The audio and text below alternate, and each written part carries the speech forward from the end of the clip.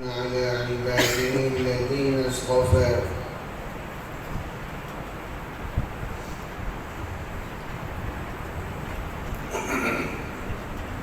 ونعوذ بالله من شرور أنفسنا ومن سيئات أعمالنا ونعوذ بالله من شرور أنفسنا ومن سيئات أعمالنا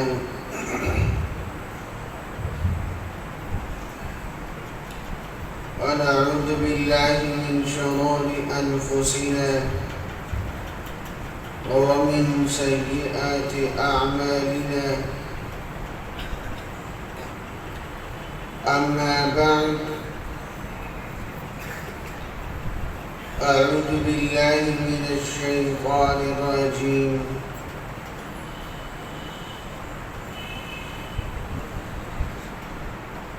بسم الله الرحمن الرحيم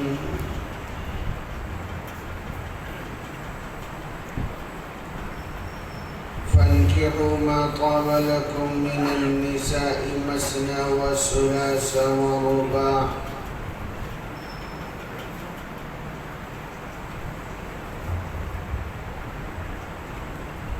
قال النبي صلى الله عليه وسلم النكاح من سنتي وقال النبي صلى الله عليه وسلم فمن رغب عن سنتي فليس مني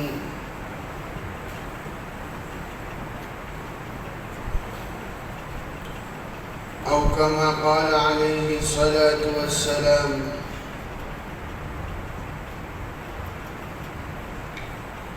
صدق الله العظيم وصدق رسوله النبي الكريم ونحن على ذلك لمن الشاهدين والشاكرين والحمد لله رب العالمین۔ انتہائی عقیدت، محبت، توجہ کے ساتھ درود پاک پڑھ لیجیے۔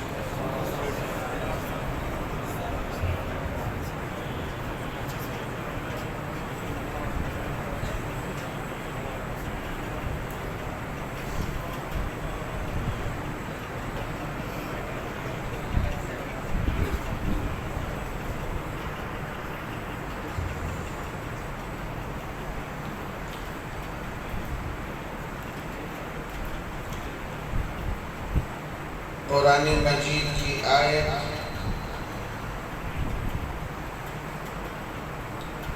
ادخلوا فی السلم کافہ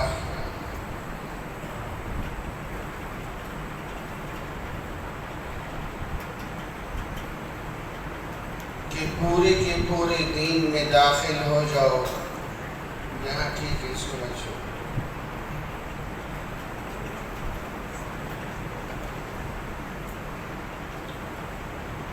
پورے دین میں داخل ہونے سے مراد 5 چیزیں۔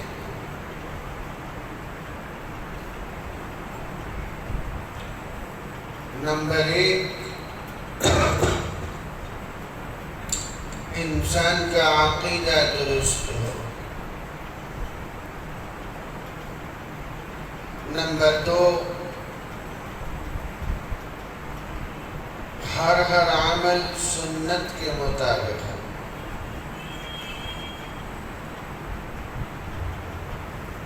نمبر 3، انسان کے معاملات درست ہو۔ اس معاملات پر بھی کچھ گفتگو آپ کے سامنے گزر چکی۔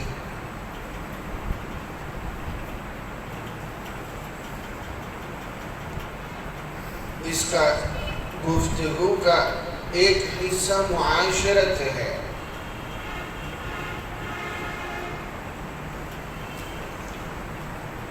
یہ جو شادی ہے نکاح اور اس کے متعلقات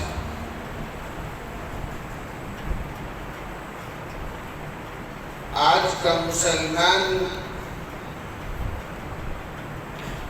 یہاں آ کر ایک بہت بڑی غلط فہمی کا شکار ہو جاتا ہے۔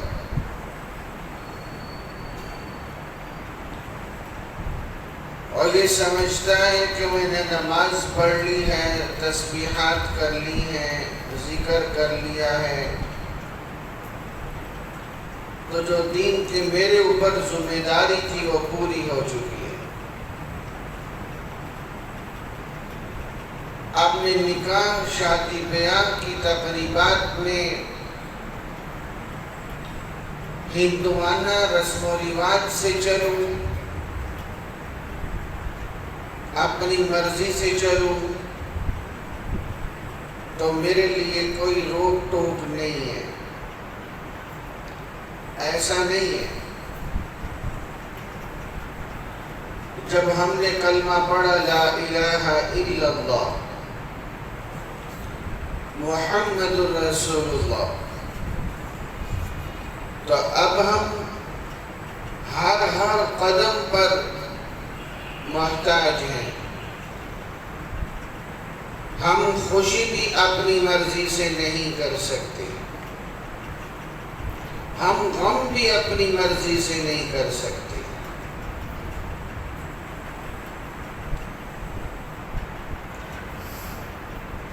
گھر میں فوتگی ہو جائے، چوتھے دن عید کا دن ہے،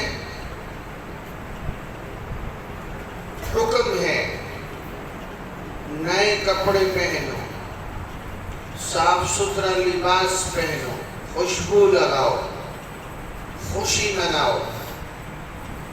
کیسے منائیں؟ ابھی 4 دن پہلے تو گھر میں فوتگی ہوئی، والد صاحب چلے گئے،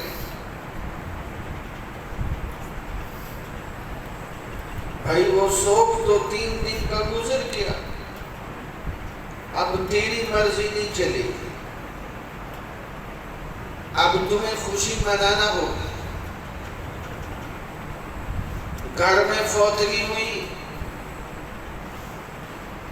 تو ماں سوگ منا رہی ہے 3 دن، بیوہ سوگ منا رہی ہے 4 ماہ 10 دن۔ کیوں؟ بیٹے کے جانے کا زیادہ صدمہ ماں کو نہیں ہوتا؟ یہ کیوں نہیں چلے گا بیٹا؟ جو میرے رب نے حکم کر دیا اب ماننا پڑے گا۔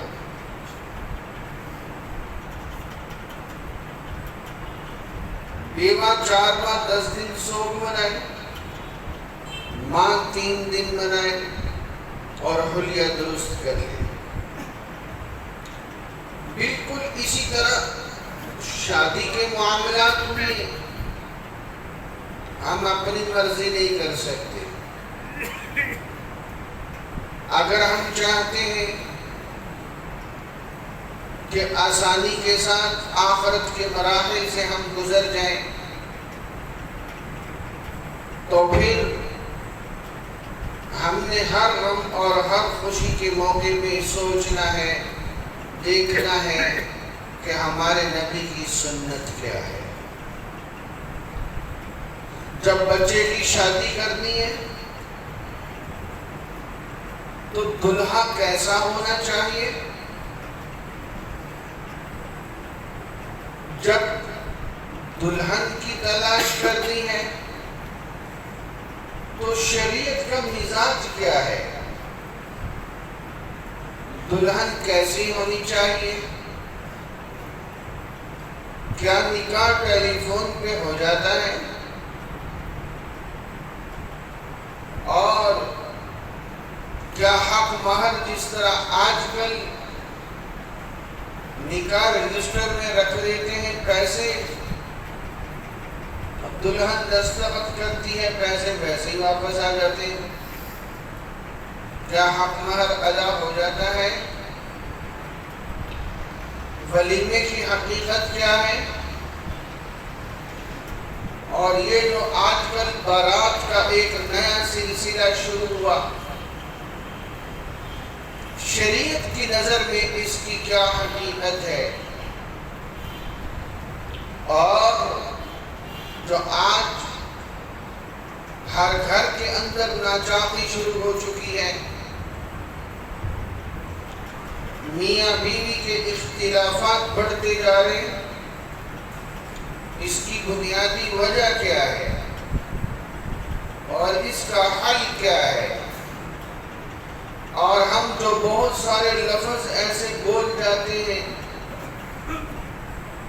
جس کے اندر لفظ طلاق نہیں ہوتا لیکن پھر بھی طلاق ہو جاتی ہے، یہ آج کا ایک اہم ترین موضوع ہے۔ اس کے ابتدا سے پہلے ہم سب یہ نیت کریں کہ اللہ کی قسم ہمارے نبی کی طرز زندگی سے اور بہتر کوئی زندگی نہیں ہو سکتی، تو ہم نے اسی پہ عمل کرنا ہے۔ پھر برادری ناراض ہوتی ہے تو ہوتی رہے، جب انسان خود اپنی نیت صاف کر لے تو اللہ تعالیٰ کی مدد پھر آ کے رہتی ہے۔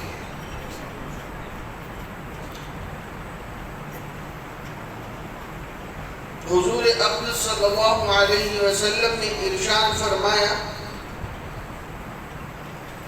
جب انسان نکاح کر لیتا ہے تو یہ اپنا آدھا ایمان محفوظ کر لیتا ہے، اور حضور صلی اللہ علیہ وسلم نے فرمایا نکاح میری سنت ہے، جس نے اس سنت سے اعراض کیا وہ اس عمل میں مجھ سے نہیں ہے۔ یہ نکاح فرض کب ہوتا ہے؟ جب انسان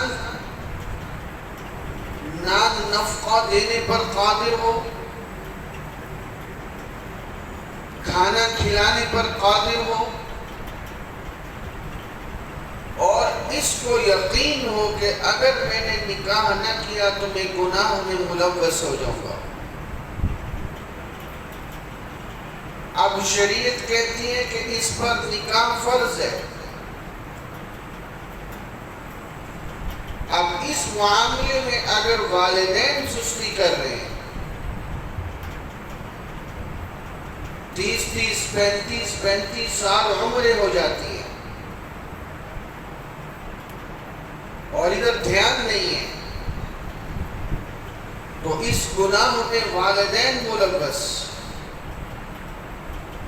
حضور اقدس صلی اللہ علیہ وسلم نے ارشاد فرمایا، اور جس کا مفہوم ہے کہ جب جوڑ کا نکاح مل جائے پھر تاخیر مت کرو۔ یہ جوڑ کیا ہے؟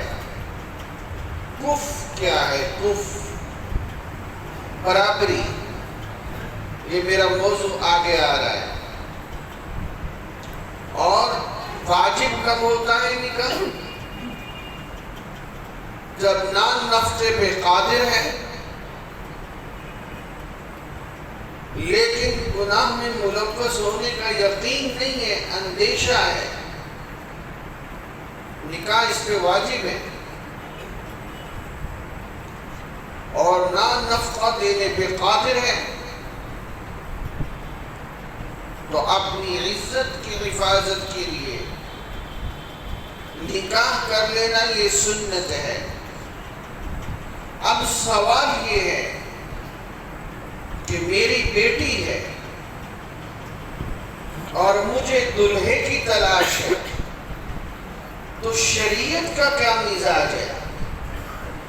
اس میں ہمارے دین کی کیا تعلیمات ہیں؟ اس کو توجہ سے لیں۔ پھر ساتھی پریشان ہوتے ہیں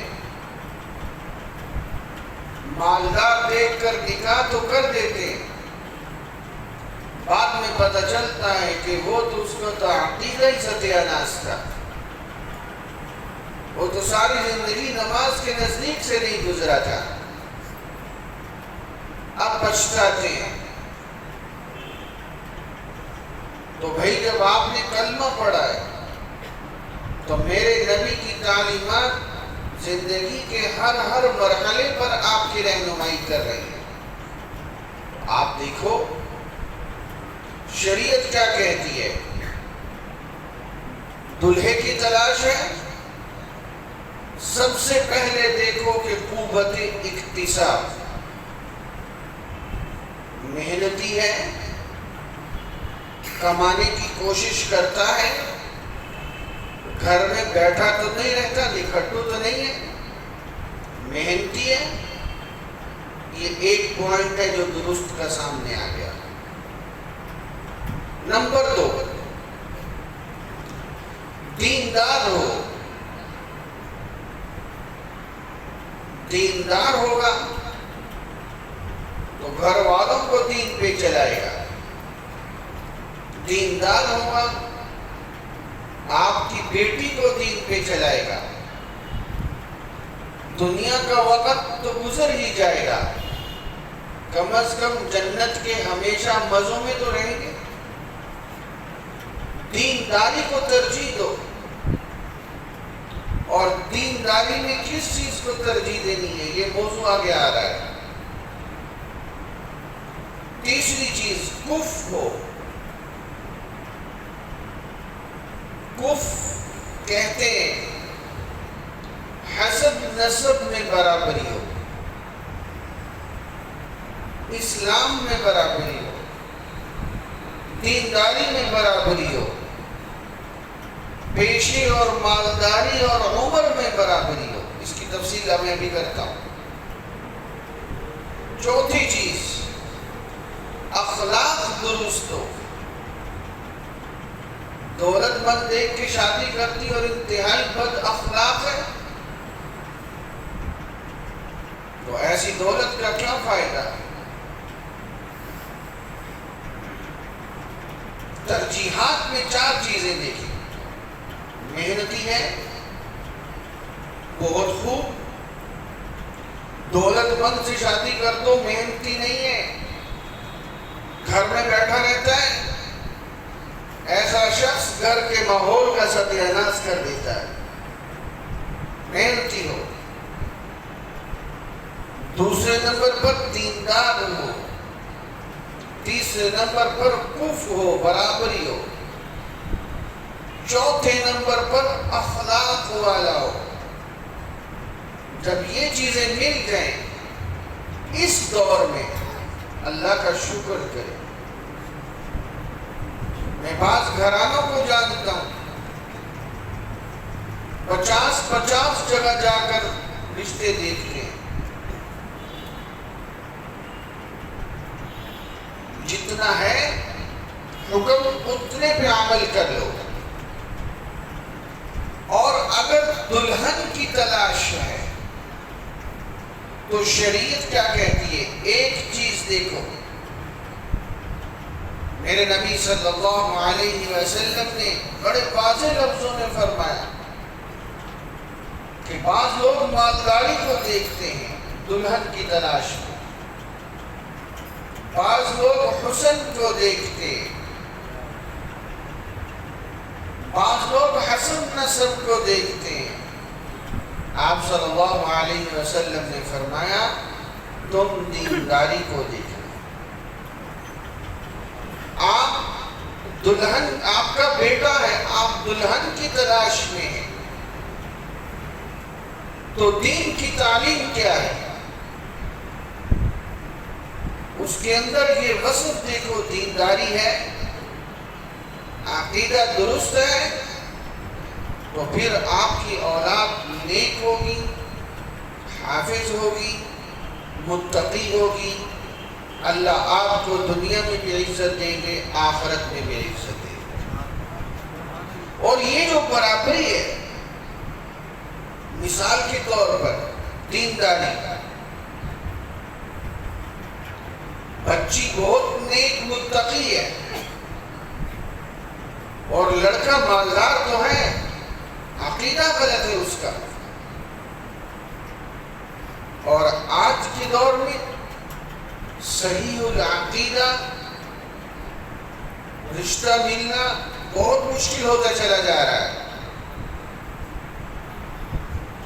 میں نے ایک اللہ والے محدث کی کتاب پڑھی تو انہوں نے لکھا آج سے تقریباً 100 سال پہلے کہ اس زمانے میں صحیح العقیدہ لوگ ملنا مشکل ہو رہے ہیں. تو پھر آج کیا ہوگا؟ عقیدہ صحیح نہیں ہے تو وہ آپ کی بچی کو بھی جہنم کے راستے پہ لے کے چل پڑے گا. عقیدہ درست دیکھو. آپ کی بچی بڑی نیک ہے اور وہ سود کے کام میں ملوث ہے. صرف یہ نہ دیکھو کہ اس کے پاس گاڑی اور بنگلہ ہے، وہ حرام کھا رہا ہے، وہ کل تو آپ کی بچی کو بھی حرام کھلائے گا. وہ پھر سود کہاں سے ملے گا؟ میرے نبی نے فرمایا جو جسم حرام سے پلا وہ جہنم میں ضرور جائے گا. اور کہا گیا حسب نسب کو بھی دیکھو. بچی اونچے گھرانے کی ہے اور لڑکا انتہائی گھٹیا کمزور گھرانے کا ہے، موچی خاندان کا ہے. مثال کے طور پر شریعت ان چیزوں کو دیکھتی ہے. شریعت کی نظر میں ان دونوں کا مزاج نہیں چلے گا آپس میں، یہ طلاق تک نوبت پہنچ جائے گی. تم پہلے برابری دیکھو، حسب نسب میں دیکھو، اسلام میں دیکھو. بچی کے والدین خاندان در خاندان پکے مسلمان ہیں اور لڑکا ابھی مسلمان ہوا ہے. شریعت اس چیز کو دیکھتی ہے، یہ نکاح چل نہیں سکے گا. وہ اب مسلمان ہوا ہے اور وہ ایک عرصے کی مسلمان ہے. شریعت کہتی ہے ان چیزوں میں برابری دیکھو، مالداری میں برابری دیکھو. بچی بہت زیادہ امیر گھرانے کی ہے اور لڑکا زیادہ امیر گھرانے کا نہیں ہے، بہت غریب ہے. اب یہ نکاح مشکل ہو جائے گا. یہ شریعت کی بات میں آپ کو سنا رہا ہوں. عمر کو دیکھو.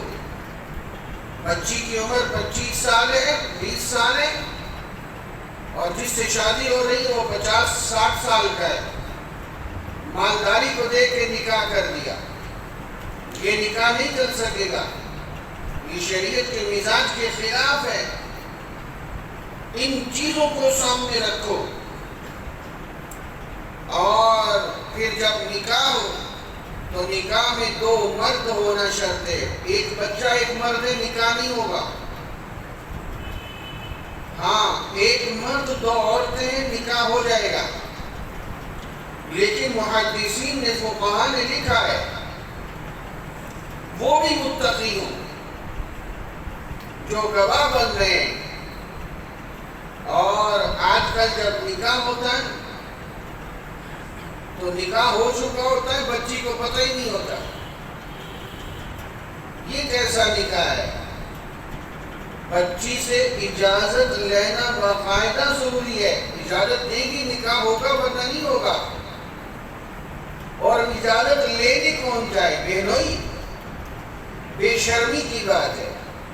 نامحرم نہ جائے، ماموں جائے، چچا جائے، سگا بھائی جائے، وہ جا کے وہاں اجازت لے اور اس کو بتائے کہ اتنا حق مہر ہے، یہ نام ہے، کیا تمہیں قبول ہے؟ اب بچی ایک دفعہ کہہ دے قبول ہے، وہ بچی رجسٹر پہ دستخط کر دے تو بھی محدثین فرماتے ہیں کہ کافی ہے، اس کی طرف سے یہ ہاں ہے. اب اس ایجاب و قبول کے بعد یہ نکاح ہو گیا. اب یہاں ایک اور مسئلہ آ گیا. آج کل جو نکاح ہو رہے ہیں کہ بچہ یا بچی باہر ہے، دوسرے ملک میں ہے، ٹیلی فون پہ نکاح کر رہے ہیں، نہیں ہوتا. اس کا طریقہ کیا ہے؟ جو باہر ہے وہ اپنی طرف سے باقاعدہ دو وکیل بنائے کہ تم میری طرف سے جا کے فلاں کے ساتھ میرا نکاح ہاں کر دو. وہ یہاں پہ جو دو وکیل ہیں وہ اس کی طرف سے ایجاب و قبول کریں گے، تب جا کے یہ نکاح ہوگا. اور ایک اور اہم مسئلہ میں عرض کرتا چلوں. آج جس زمانے میں ہم ہیں، اس زمانے میں تجدید نکاح ہوتا رہنا چاہیے. تجدید نکاح کا کیا مطلب؟ جب انسان نعوذ باللہ کفر یا جملہ بول لیتا ہے تو اس سے اس کا ایمان ختم ہو جاتا ہے. یا کوئی ایسا لطیفہ جو ہماری نجی مجلسوں میں چلتے ہیں، انبیاء سے متعلق، فرشتوں سے متعلق، جنت سے متعلق، یا انبیاء کا مذاق اڑا دیا جاتا ہے، یا ایسا ٹی وی ڈرامہ دیکھا جا رہا ہے جس میں شریعت کا مذاق اڑایا جا رہا ہے، علماء اور داڑھی کا مذاق اڑایا جا رہا ہے، یا ایسی فلمیں دیکھی جس کے اندر انبیاء کا مذاق ہے، انبیاء کی توہین ہے. میں نے اسی کورس کے دوران عرض کیا تھا کہ کچھ عرصہ پہلے جب یہ فلمیں شروع میں آئی تھی، یعقوب علیہ السلام کے نام پہ بنی، یوسف علیہ السلام کے نام پہ بنی، دی میسج کے نام سے صحابہ کے نام پہ بنی، اس میں ایسا کفر تھا. انبیاء علیہ السلام کو بعض غلیظ لوگوں نے کردار نبھایا ان کا، اور ایسی ایسی کفریہ باتیں کی ان میں کہ دیکھنے والے کا ایمان نہیں بچتا. اس پر تمام مکاتب فکر متفق ہیں کہ جس نے وہ فلمیں دیکھی اس کا ایمان بھی گیا، اس کا نکاح بھی گیا.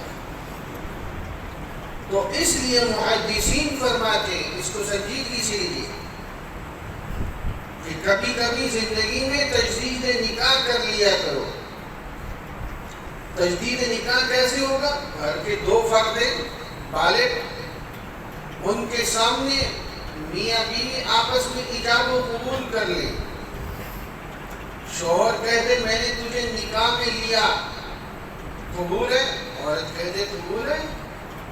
حق مہر دوبارہ دینا پڑے گا. حق مہر کم از کم کتنا ہونا چاہیے؟ اس میں بھی آج کل ایک بہت بڑی غلطی چل رہی ہے. یہ موضوع بھی آگے آ رہا ہے. اور یہ جو آج کل بعض ناعاقبت اندیش بھاگ کر جاتے ہیں اور والدین اور ولی کی اجازت کے بغیر عدالتوں میں نکاح کرتے ہیں، اگر تو کفر میں کرتے ہیں، ولی راضی ہے پھر تو گنجائش ہے، ورنہ مجھے عدالت کے فیصلے سے غرض نہیں. میں شریعت کا مسئلہ عرض کر رہا ہوں. اگر وہ لڑکی غیر کفر میں کرتی ہے، پورے خاندان کے عزت کو دھبا لگا دیتی ہے، لڑکی بہت بڑے معزز خاندان کی ہے اور لڑکا انتہائی لچا لفنگا قسم کا ہے، بیکار قسم کا، تو وہ یہ نکاح ہوتا ہی نہیں ہے. 2 نہیں 20 گواہ کھڑے کر دو، نکاح نہیں ہوتا. یاد رکھو اگر غیر کفر میں ہو گیا. اور اس میں بڑے آج کل مسائل بنتے چلے جا رہے ہیں، اور اس کے پیچھے بھی یہ ٹی وی ہے جو باقاعدہ سکھاتا ہے کہ بھاگنا کس طرح سے اور طلاق فٹ سے کیسے دینی ہے اور تعلق کیسے بنانا ہے. یہ باقاعدہ چیزیں سکھائی جا رہی ہیں، اور دکھ یہ ہے کہ میرے ہر بھائی کی اس میں ہاں میں ہاں ہوتی ہے۔ مولوی صاحب آپ صحیح کہہ رہے ہیں، ڈراموں میں ذرا سی لڑائی نہیں فوراً طلاق۔ اب کوئی ماجرا کوئی معاملہ آج کا نوجوان کر رہا ہے، پتہ ہے کہ ٹی وی ڈرامے سے ہے، پھر بھی میرے گھر سے ٹی وی غائب نہیں ہو رہا۔ آپ کہیں گے مولوی صاحب بڑا دقیانوس ہے، اونٹ کے زمانے کی باتیں کر رہا ہے۔ میرے بھائی، یہ مرنے کے بعد پتہ چلے گا کہ میں آپ کا کتنا خیر خواہ تھا۔ نہ کریں، یہ وہ ٹی وی نہیں رہا جو گناہگار کیا کرتا تھا، یہ تو ہمیں کفر پہ پہنچا رہا ہے، اللہ کی قسم کفر تک پہنچا رہا ہے۔ اس سام کو گھر سے نکالو، قُوا أَنفُسَكُمْ وَأَهْلِيكُمْ نَارًا۔ تو اس لیے یہ نکاح ضروری ہے، اور نکاح کے متعلق شریعت کا حکم ہے اعلنوا، مشہور کرو۔ اور یاد رکھو، محدثین نے لکھا ہے سب سے بہترین نکاح وہ ہے جو جمعے کے روز جمعے کی نماز کے بعد ہو۔ جب محلے کی مسجد ہوگی، پورے محلے والے نماز میں ہوگی، تو پھر سب کو پتہ چلے گا اس کا نکاح ہو گیا ہے۔ کل کو یہ نوجوان جب اپنے گھر سے اپنی دلہن کو بٹھا کے نکلے گا، کوئی اشارہ نہیں کرے گا کہ یہ کس کو بٹھایا ہوا ہے اس نے، سب کو پتہ ہوگا کہ اس کا نکاح ہو چکا ہے۔ شریعت کا مزاج چھپ کر نکاح کرنے کا نہیں ہے، اس کو انتہائی ناپسندیدہ قرار دیا گیا ہے۔ یہ باپ اور ولی کا کام ہے کہ نکاح کی ترتیب بنائے اور باعزت طریقے سے رخصتی ہو۔ تو یاد رکھیں، یہ جو چھپ کے نکاح ہوتا ہے شریعت میں انتہائی ناپسندیدہ ہے۔ شریعت کیا کہتی ہے؟ مشہور کرو۔ ہم اس میں کیا غلطی کرتے ہیں؟ سنیے، ہم غلطی کرتے ہیں، ہم نے نکاح کرنا ہے شادی حال کے اندر، بھائی یہ خلاف سنت ہے۔ ویسے ہمیں شرم سے ڈوب جانا چاہیے۔ عیسائیوں کا صدر ہو، صدر کسی ملک کا، اس کا نکاح بھی چرچ میں ہوتا ہے۔ آپ چیک کریں، عیسائیوں کا بڑے سے بڑا کوئی عہدیدار ہو، اس کا نکاح چرچ میں ہوتا ہے۔ اور آج ہم سچے دین پہ کھڑے ہیں اور ہمارے نکاح شادی حالوں میں ہو رہے ہیں۔ یہ میرے نبی کے طریقے کے خلاف ہے۔ اور دیکھیں، اس میں ایک اور سنت سے آپ محروم ہوتے ہیں۔ وہ کیا ہے؟ وہ سنت یہ ہے کہ جب نکاح ہو تو پھر باقاعدہ چھوارے پھینکے جائیں، اچھالے جائیں مسجد کے اندر۔ یہ ہے خوشی۔ دیکھو، جتنی خوشی کی اجازت ہے اتنی کرنی ہے۔ ہم خوشی بھی اپنی مرضی سے نہیں کر سکتے، ہم غم بھی اپنی مرضی سے نہیں کر سکتے۔ یہ خوشی کا طریقہ ہے۔ یوں کر کے چھوارے مسجد میں اچھالے جائیں گے، کوئی ادھر گرے گا، کوئی ادھر گرے گا، کوئی ادھر سے اٹھائے گا، کوئی ادھر سے اٹھائے گا، اس پہ لوگ ہنسیں گے، خوشی ہوگی۔ یہ میرے نبی نے خوشی کا طریقہ سکھایا ہے۔ اب یہ عمل شادی حال میں کیسے ہوگا؟ اللہ کا رزق ہے، اب وہ جوتوں کے اندر گر رہا ہے، کون اٹھا کے کھائے گا اس کو؟ اس سنت سے محروم ہو جاتے ہیں۔ ایک مسجد کی سنت سے محروم، ایک اس چھواروں کی سنت سے محروم۔ یاد رکھو، شادی پہ آپ کروڑوں خرچ کر دیں، اگر آپ بچوں کو راحت میں دیکھنا چاہتے ہیں تو راحت میرے نبی کی سنت کے اندر پتہ ہے سب کچھ۔ پھر ہم آنکھیں بند کر لیتے، فلاں نہیں مانتا۔ جو نہیں مانتا تو اس کو بتاؤ کہ میں تیرے سے زیادہ اپنے نبی کی مانتا ہوں۔ اس کو قائل کرو کہ نکاح مسجد میں ہوگا اور مسجد میں چھوارے لاؤ گے۔ آج ہم نے نئی چیز بنا لی، وہ چھواروں کے ساتھ پتہ نہیں کتنا کچھ اکٹھا کر لیتے ہیں۔ بھائی آپ نے جو کھلانا ہے بعد میں کھلاؤ، نکاح میں صرف چھوارے، وہ ساتھ میں ٹافیاں اور پتہ نہیں چاکلیٹ اور کیا کچھ ڈال دیتے ہیں، وہ لوگ سارا کچھ کھا لیتے ہیں، چھوارا چھوڑ دیتے ہیں بیچ میں۔ سنت تو چھوارا تھا۔ میری بات کو سنجیدگی سے لیں، اس موقع پہ صرف چھوارے لے کے جائیں، اس میں کوئی دوسری بات نہیں ہے۔ کہ جناب اس میں میری چدراہٹ ظاہر نہیں ہوگی، میں تیری چدراہٹ کو کیا کروں، میں اپنے نبی کا کلمہ پڑھنے والا ہوں۔ تو بھائی سنت کو زندہ کریں، صرف چھوارے وہ آپ لے کے جائیں، نکاح کے بعد اس کو اچھالا جائے گا اور لوگ اس کو اٹھا کے کھائیں گے، یہ میرے نبی کی ایک سنت ہے۔ ہاں، اس دوران جو منگنی ہوتی ہے، منگنی ایک وعدہ ہے، اس میں بھی پورے خاندان کو لے جانے کی ضرورت نہیں ہوتی۔ بھائی آپ نے لڑکے کو دیکھنا ہے، اس کے گھر کیوں جا رہے ہو؟ آپ معلوم کرو کہ وہ نماز کہاں پڑھتا ہے، اس کا کاروبار کہاں ہے، وہاں جا کے اپنے کام سے مل لو، وہاں جاؤ، وہ خود ہی پتہ چل دے گا یہ اس کا بیٹا ہے، وہاں دیکھو، وہاں سے بات سمجھ آ جائے، اس کی یاروں دوستوں سے، رشتے ہمسایوں سے پوچھو یہ بچہ کیسا ہے، جب وہاں سے بھی معاملہ اوکے ہو جائے، پھر اگلی نشست میں بات اس کے گھر تک لے کے جاؤ۔ 50 گھر دیکھتے ہیں اور مسترد کرتے ہیں، بچیوں کے دل توڑتے ہیں۔ کسی مسلمان کو آزردہ نہیں کرنا چاہیے، پہلے باہر معلومات کر لو، بات سمجھ آئے تو چلاؤ، ورنہ اس کو وہیں پہ چھوڑ دو۔ اور یہ جو حق مہر طے ہوتا ہے، دیکھیں کم از کم حق مہر 3 تولہ ہے، 3 تولہ چاندی کے برابر، تقریباً 3 تولہ چاندی۔ میں نے خود ایک جگہ نکاح پڑھایا، جناب 1000 روپے لکھ دو، بھائی 1000 روپے کا تو 1 تولہ چاندی مشکل سے آتی ہے، اس طرح تو نکاح ہوگا ہی نہیں۔ کم از کم حق مہر 3 تولہ چاندی، زیادہ سے زیادہ لوگ کہتے ہیں مہر فاطمی لکھواؤ، جو اماں فاطمہ الزہرا رضی اللہ تعالیٰ عنہ کا حق مہر تھا، وہ 140 تولہ چاندی کے قریب بنتا ہے، 140 تولہ چاندی۔ بعضوں میں 130 لکھا ہے لیکن وہ صحیح بنتا نہیں، اصل 140 تولہ چاندی بنتی ہے۔ یہ مہر فاطمی ہے، جو دینا چاہے اس سے زیادہ بھی ہو سکتا ہے، اس سے کم بھی ہو سکتا ہے۔ جو خاندان میں، لڑکے کے خاندان میں عورتوں کا حق مہر ہوتا ہے، اس کو دیکھا جاتا ہے کہ حق مہر کتنا ہے۔ اور ہمارے یہاں اس میں کیا غلطی ہوتی ہے، جناب حق مہر طے ہو گیا 20,000، اب وہ رجسٹر نکاح میں رکھا جاتا ہے، اور جب بچی دلہن کے پاس اندر جاتا ہے کہ اس پہ دستخط کر دو، تو ساتھ ہی اس کا حق مہر ہوتا ہے کہ وہ لے لے۔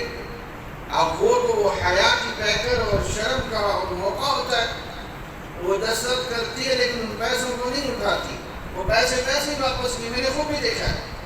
اب یہ لڑکے والے اٹھا کے واپس جیب میں ڈال لیتے اور اپنے دل کو مطمئن کر لیتے کہ ہم نے حق مہر دے دیا۔ یہ حق مہر دے دیا آپ نے، حق مہر آپ کو دینا پڑے گا، اور یہ واجب ہے۔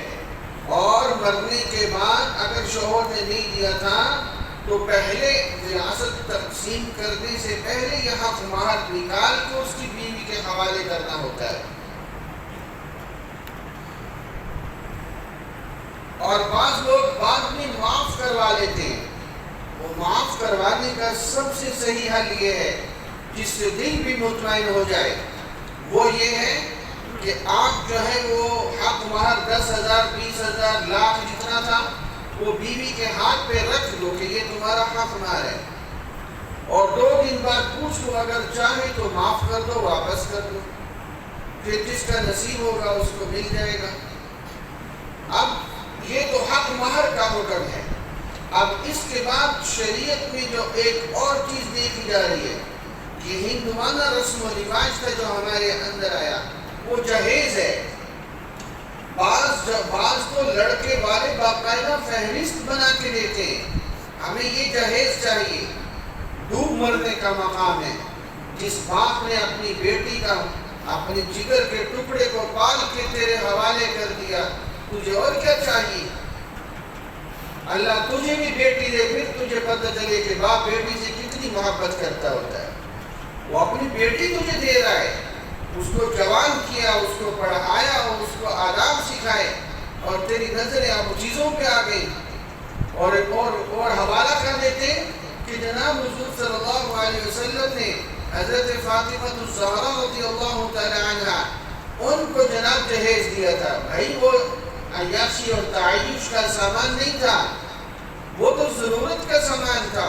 حضرت علی کے گھر میں کچھ بھی نہیں تھا، بالکل خالی تھے۔ میں آپ کا وہ تفصیل میں نہیں جانا چاہتا کہ ان کی شادی کس طرح ہوئی تھی اس وقت۔ حضرت عثمان غنی رضی اللہ تعالیٰ عنہ کی توجہ سے حکومت کی رقم پوری ہو رہی تھی، تو کیا ہوا، آپ صلی اللہ علیہ وسلم نے کیا دیا، اس میں ایک کمبل، ایک چکی آٹا پیسنے والی، ایک تکیہ، ایک مشکیزہ، ایک پیالہ، ایک گھڑا۔ اب بتائیں یہ ضرورت کا سامان ہے یا تعیش کا سامان ہے؟ ایک کمبل، ایک چکی، ایک تکیہ، ایک پیالہ، ایک مشکیزہ، ایک گھڑا، یہ چند سامان تھا جو میرے نبی صلی اللہ علیہ وسلم نے جنت کی عورتوں کی سردار حضرت فاطمہ الزہرا رضی اللہ تعالی عنہ کو دیا تھا۔ یہ ہے صرف، آج پتہ نہیں کیا کچھ کر لیا گیا۔ اور یاد رکھیں جو لڑکے والوں کی طرف سے زیور دیا جاتا ہے، اگر تو حق مہر ہے وہ تو اس عورت اس کی مالک بن گئی، اور اگر ویسے ہی دیا ہے تو پہلے دن تعین کریں یہ ہم آپ کو مالک بنا رہے ہیں یا اس کے مالک ہم رہیں گے۔ یہ مسئلہ اس وقت بنتا ہے جب طلاق تک خدا نخواستہ نوبت پہنچ جائے، پھر وہ کہتے ہیں ہمارا سامان واپس کر دو۔ اگر تم مالک بنا چکے ہو تو وہ سامان تم پھر واپس نہیں لے سکتے۔ اور اس کے اندر پھر ولیمہ ہے، یہ جو بارات ہے، پہلے یہ سمجھیں شریعت کے اندر بارات کا کوئی تصور نہیں ہے، ہم نے دین کو خود مشکل کیا ہے۔ آپ دکھائیں بی بی فاطمہ الزہرا رضی اللہ تعالیٰ عنہ کا نکاح ہوا، حضرت علی مسجد نبوی میں تشریف لائے، نکاح ہو گیا، حضرت ام ایمن رضی اللہ تعالیٰ عنہ غالباً یہی نام، آپ علیہ السلام نے ان سے فرمایا یہ دلہن ہے اور یہ امانت ہے حضرت علی کی، ان کے گھر پہ پہنچا دیں۔ وہ ان کو ان کے گھر چھوڑ کے آ گئے۔ بارات کا تو شریعت میں کہیں تصور نہیں ہے۔ یہ شروع کہاں سے ہوئی؟ ہر بدعت کا کہیں نہ کہیں سرا ہوتا ہے۔ میں نے بڑا کھوج لگایا کہ یہ شروع کہاں سے ہوئی۔ پتہ یہ چلا کہ پرانے وقتوں میں جب ایک شہر سے دوسرے شہر کے درمیان فاصلہ ہوتا تھا اور ڈاکوؤں کا خطرہ ہوتا تھا، اب مثال کے طور پر یہاں سے بہاولپور اور وہاں سے واپسی ہے، تو یہاں سے دلہن کو لینے کے بہاولپور اور واپسی رات کا سفر ہے، سجی ہوئی دلہن ہے اور اس کا سامان ہے ساتھ میں۔ اب اس ڈر سے کہیں ڈاکو نہ پڑ جائیں تو لڑکے والے اپنے ساتھ 7-8 نوجوان رکھتے تھے تاکہ ان ڈاکوؤں سے حفاظت ہو جائے۔ آج وہ نوبت کدھر؟ آج صورت یہ ہے کہ دوسری گلی میں بارات جانی ہو تو 150 گاڑیوں کی بارات جا رہی ہوتی ہے، فتح کرنے جا رہے پتہ نہیں کس چیز کو، پورا لاؤ لشکر کے ساتھ۔ یہ شریعت میں نہیں ہے۔ یاد رکھیں بچی کے ذمے، بچی والوں کے ذمے کوئی کھانا نہیں ہے، یہ ہم نے مجبور کر دیا۔ میں آپ کو عجیب بات سناؤں، حضرت مولانا محمد یوسف لدھیانوی شہید رحمت اللہ تعالیٰ علیہ، اس کو اس نیت سے سنے کہ ہم نے عمل بھی کرنا ہے، کریں گے انشاءاللہ۔ حضرت مولانا محمد یوسف لدھیانوی شہید رحمت اللہ علیہ ہمارے نائب امیر تھے ختم نبوت کی پوری دنیا کی۔ ان کو خط لکھا، پرانے زمانے کا خط ہوتا تھا، ایک آدمی نے کہ حضرت میرے پاس اتنے پیسے ہیں، یا تو میں حج کر سکتا ہوں یا 2 بچیوں کی شادی کر سکتا ہوں۔ حضرت نے فرمایا حج بھی کرو شادی بھی کرو۔ اس نے پھر خط لکھا، حضرت آپ میری بات سمجھ ہی نہیں سکے، اتنے پیسے ایک کام ہو سکتا ہے، یا میں شادی کر سکتا ہوں، نمبر 2 یا حج کر سکتا ہوں۔ حضرت نے فرمایا کہ حج تو تیرے اوپر فرض ہو چکا، رہا معاملہ شادی کا تو بچی کے اوپر تو کوئی خرچہ نہیں ہے، بچی کے ذمے تو کوئی خرچہ نہیں ہے، حق مہر بھی لڑکے نے دینا ہے، ولیمہ بھی لڑکے کے ذمہ سنت ہے، بچی کے ذمہ تو کچھ بھی نہیں ہے، ایجاب و قبول کرو اور بچی کو اس کی امانت ان کے حوالے کر دو، یہ شریعت ہے۔ شریعت میں کوئی خدشہ نہیں تھا، اور آج جس باپ کی بچیاں ہیں وہ جناب وہ سوچ کے بچیاں جوان ہوتی ہیں تو وہ خود چند عرصے میں بڑھاپے کے اندر پاؤں رکھ دیتا ہے کہ اب کیا بنے گا، اس مشکل وقت سے کیسے گزرنا ہے۔ یہ ہم لوگوں نے دین کو مشکل کیا ہے، اور یاد رکھیں اگر ہم مل کے آسانی کی کوشش نہیں کریں گے قیامت میں ہم سے بھی گرفت ہوگی۔ میں اس کا ایک واقعہ سناتا ہوں۔ دیکھیں ولیمہ لڑکے کے ذمہ سنت ہے۔ حضور اقدس صلی اللہ علیہ وسلم کا ایک نکاح ہوا، نکاح ہو گیا، آپ صلی اللہ علیہ وسلم نے صحابہ کرام سے فرمایا جس کے پاس جو کچھ ہے لے آؤ۔ اب سفر کا موقع تھا، کسی صحابی کے پاس ستو تھے، کسی کے پاس جو تھے، کسی کے پاس کھجور تھی، جو جس کے پاس تھے لا کے حضور علیہ السلام نے چمڑے کا دسترخوان بچھایا، صحابہ کرام نے وہ چیزیں اوپر رکھی، اللہ کے نبی نے فرمایا کھاؤ، یہ میرا ولیمہ ہے، یہ میرا کیا ہے؟ ولیمہ ہے۔ یہ ہے، اب دیکھیں اس کو بھی، اس سنت کو بھی زندہ کیا جا سکتا ہے۔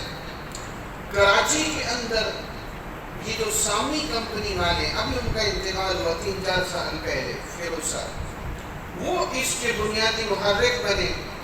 محمد اسلم دہلی والے تھے، میں خود ان سے ملا ہوں، بڑھاپے میں تھے، وہ بھی 5-7 سال پہلے فوت ہو گئے، 2008-9 میں فوت ہو گئے۔ وہ کہنے لگے جب میری شادی ہونے لگی تو یہ میرے پاس اکٹھے ہو کے آ گئے، بہت مالدار لوگ تھے، میرے پاس آ گئے، کہنے لگے اب اس سنت کو زندہ کرنا ہے۔ پھر کیا کرنا ہے؟ انہوں نے ایک شادی کارڈ کے اوپر لکھ دیا، حالانکہ شادی کارڈ بھی شرعاً مناسب نہیں ہے، آگے بحث آ رہی ہے۔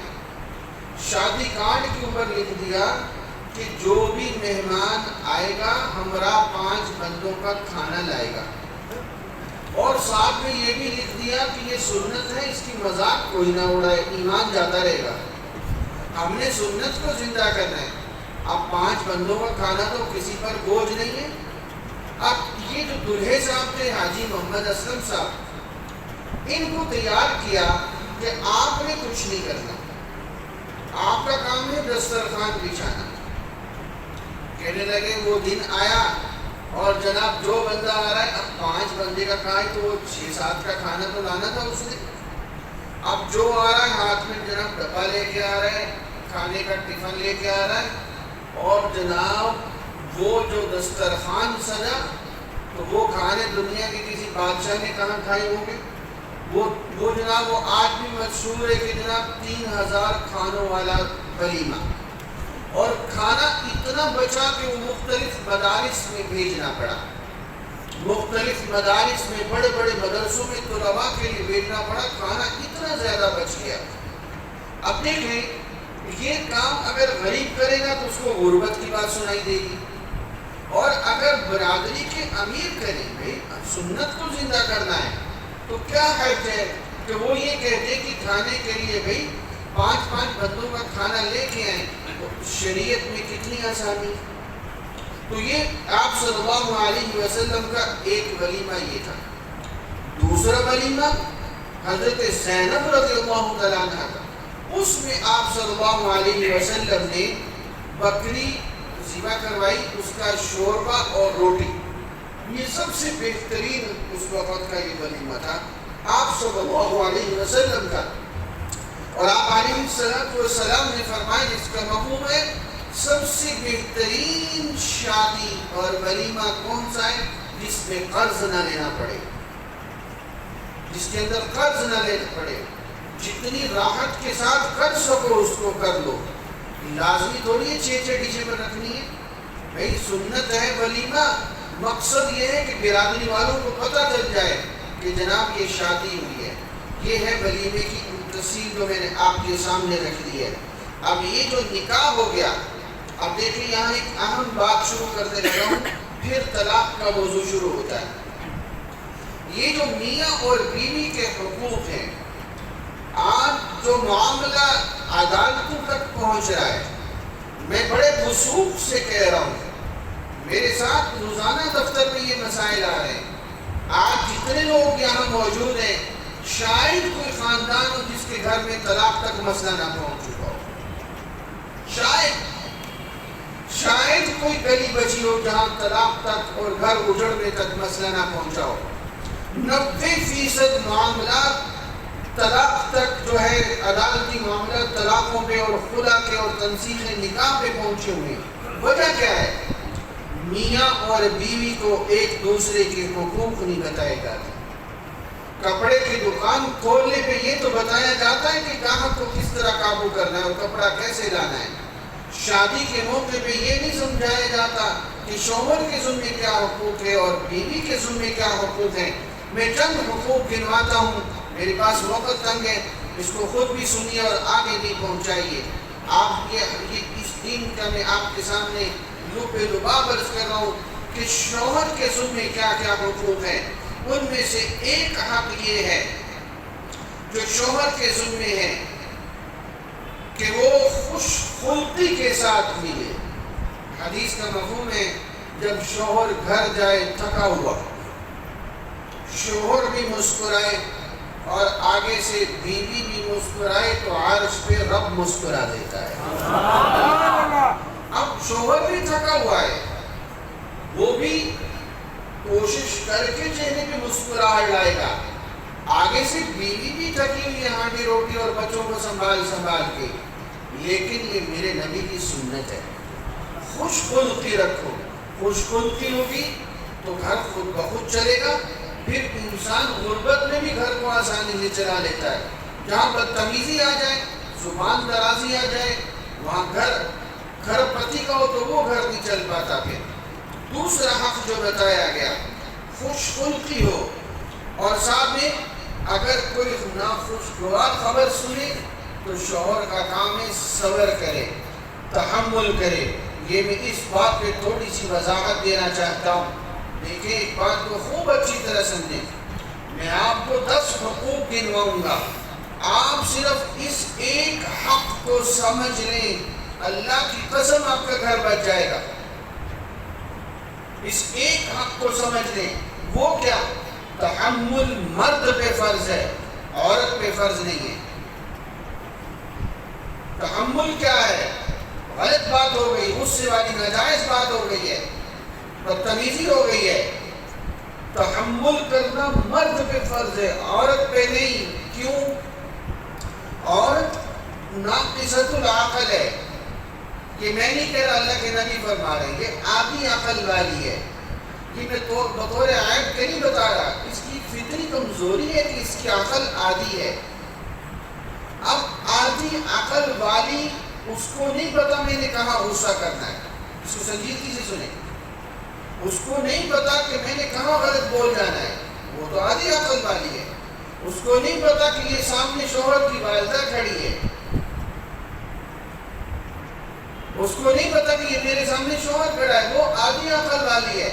میں آپ سے ایک سوال پوچھنے لگا ہوں، آپ نے صبح دکان پہ جانا ہے، دفتر جانا ہے، اور آپ کا 6-7 سال کا بچہ اڑ کے کھڑا ہو جائے آپ کے سامنے کہ مجھے پہلے چیز لے کے دو۔ اب آپ کا ٹائم ضائع ہو رہا ہے، آپ لیٹ ہو رہے، تو کیا خیال ہے؟ بچے کو دھکا دے کے گھر سے نکال دو گے یا ٹافی دے کے بہلاؤ گے؟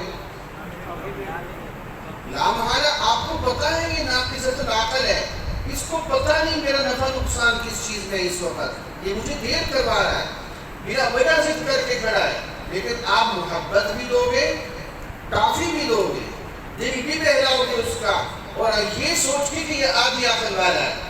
بالکل یہی چیز میرے نبی نے سمجھائی۔ یاد رکھو، ہم غلطی کہاں کھاتے ہیں؟ جب یہ دیکھتے ہیں کہ 6 فٹ کی بیوی میرے سامنے کھڑی اور بدتمیزی کر رہی ہے۔ بھائی وہ 6 فٹ کی ہے لیکن اس کی عقل آتی ہے، اس کی عقل پوری نہیں ہے۔ اور پھر اور مسئلہ تب بنتا ہے جب ساس اور بہو کا مسئلہ بن جائے، وہ بھی عورت ہے، اس کی بھی عقل آتی ہے۔ اب پوری عقل والا تو مرد ہے، اس نے بیچ میں آ کے تحمل سے مسئلے کو حل کرنا ہے، اور اگر یہ خود غصے میں آ گیا تو پھر اس کی عقل کس کام کی؟ اس وجہ سے شریعت نے تحمل فرض کیا ہے مرد پہ، عورت پہ فرض نہیں کیا۔ آپ یہ صرف ایک کام کرنا شروع کر دیں۔ میرے پاس کئی کیس آئے دفتر میں، مجھے اب بھی وہ چہرے یاد ہیں کہ ابھی ہم جا رہے ہیں طلاق دینے، میں نے کہا بھائی فاصلہ سمجھ لو، باقی آپ کی مرضی۔ تحمل آپ پہ فرض ہے، اس نے بدتمیزی کرنی ہے، اس کی عقل آدھی ہے، کیا آپ تحمل کر رہے ہو؟ وہ سوچ میں پڑ گئے۔ اب اس کے بعد 2 سال گزر گئے، وہ جب آتے ہیں تو ہنس رہے ہوتے ہیں کہ جناب جب گھر میں لڑائی ہوتی ہے میں یہی سوچ رہا ہوں یہ تو آدھی عقل والی ہے، اس نے بھی طرح کہنا ہی کہنا ہے۔ میں سنجیدہ ہوں اس موضوع میں اس وقت کہ جس وقت ہم یہ سوچیں گے جو میرے نبی نے مجھے بتایا ہے کہ یہ تو آدھی عقل والی ہے، اس نے بدتمیزی کرنی ہے، اس نے بے جا وجہ الجھنا ہے، اس کو نہیں پتا کہ میرا شوہر تھکا ہوا گھر آ رہا ہے اور بازار میں 6 دکانداروں سے الجھ کے آ رہا ہے، اور گھر آتے ہی بیوی جو ہے اس سے جھگڑنا شروع ہو گئی، فلانا کام کہا تھا وہ کر کے نہیں آئے۔ اللہ کے نبی نے یہاں تک فرمایا، سنیے عجیب حدیث سنا رہا ہوں، آپ صلی اللہ علیہ وسلم نے فرمایا ایک شوہر مفہوم ہے ساری زندگی بیوی کی خدمت کرتا ہے، چیزیں لا کے دیتا ہے، اور ایک دن بیوی کہتی تو نے میرے لیے کیا ہی کیا؟ یہ حدیث ہے۔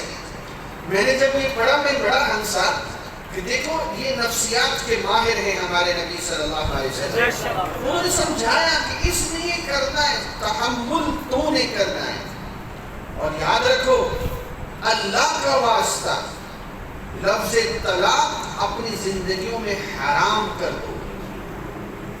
یہ ٹی وی ڈرامے کی شادیاں ہوتی ہیں، ذرا سی لڑائی ہوئی کہا میں تجھے طلاق دیتا ہوں، ویسے ہی نوجوان حرکت کرتا ہے۔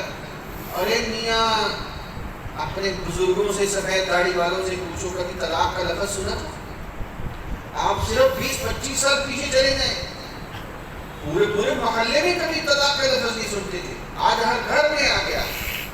ذرا سی بات میں والدین بھی بچی کو نہیں سمجھا رہے کہ یہ تیرا شوہر ہے، اگر سجدے کی اجازت ہوتی تو میرے نبی نے فرمایا میں تجھ سے سجدہ کرواتا شوہر کو۔ مت تحمل کرے، وہ اونچی بول جائے، بدتمیزی کر جائے، میں اگر قسم کھاؤں 10 سے 11واں منٹ نہیں گزرے گا ماحول صحیح ہونا شروع ہو جائے گا گھر کا۔ آپ تحمل کریں، آپ اس وقت سوچیں میری پوری عقل ہے، یہ آدھی عقل والی ہے۔ دیکھیں میں سناتا ہوں ایک واقعہ، ہنسنا نہیں ہے، ایمان جاتا رہے گا۔ حضور اکرم صلی اللہ علیہ وسلم ایک دفعہ اپنے گھر سے باہر تشریف لائے، رات، اس رات باری تھی، ازواج مطہرات میں سے حضرت میمونہ رضی اللہ عنہا، رات کو میرے نبی باہر تشریف لائے، انہوں نے اندر سے کنڈی لگا لی، وہ یہ سمجھی کسی اور کے ہاں تشریف لے گئے، باقی بھی تو بیوی تھی نا، کسی اور کے ہاں تشریف لے گئے۔ اب اللہ کے نبی قضائے حاجت کے لیے تشریف لے گئے تھے، واپس آئے، اب کنڈی نہیں کھل رہی، نبی ہیں، شوہر بھی تو ہے نا، کہ ناز نخرے میرے نبی نے برداشت کر کے ہمیں سمجھائے، اس کے ناز نخرے تمہیں برداشت کرنے پڑیں گے۔ عورت جس جہاں بھی ہے آدھی عقل کی ہے، میرے نبی سمجھا رہے ہیں، میرے نبی نے فرمایا میں اور کہیں نہیں گیا تھا، صفائی دی، پھر کنڈی کھلی۔ اب بتائیں ایسا معاملہ میرے ساتھ ہو جائے میری تو جناب ناک کٹ جائے گی؟ نہیں، میرے نبی نے ماتھے پہ بل تک نہیں لائے، ہمیں سمجھایا ہے کہ آپ نے گھر چلانا ہے، کیوں چلے گا؟ آپ صلی اللہ علیہ وسلم نے فرمایا سمجھو میں بڑے درد سے عرض کر رہا ہوں، میرے پاس وقت ہوتا نا میں 2 گھنٹے صرف اس موضوع کو چلاتا، میرے پاس ہر روز طلاق کے 3 مسئلے آ رہے ہیں، آگ لگ گئی ہے میرے مسلمان گھروں میں، گھروں کو جاڑ رہے ہیں۔ میرے نبی نے فرمایا یہ عورت یہ ٹیڑھی پسلی کی طرح ہے، اس کو سیدھا کرنے کی کوشش کرو گے یہ ٹوٹ جائے گی، اسی طرح گزارا کرو، اس نے ایسے ہی رہنا ہے، اس کو تم سیدھا نہیں کر سکتے ہو.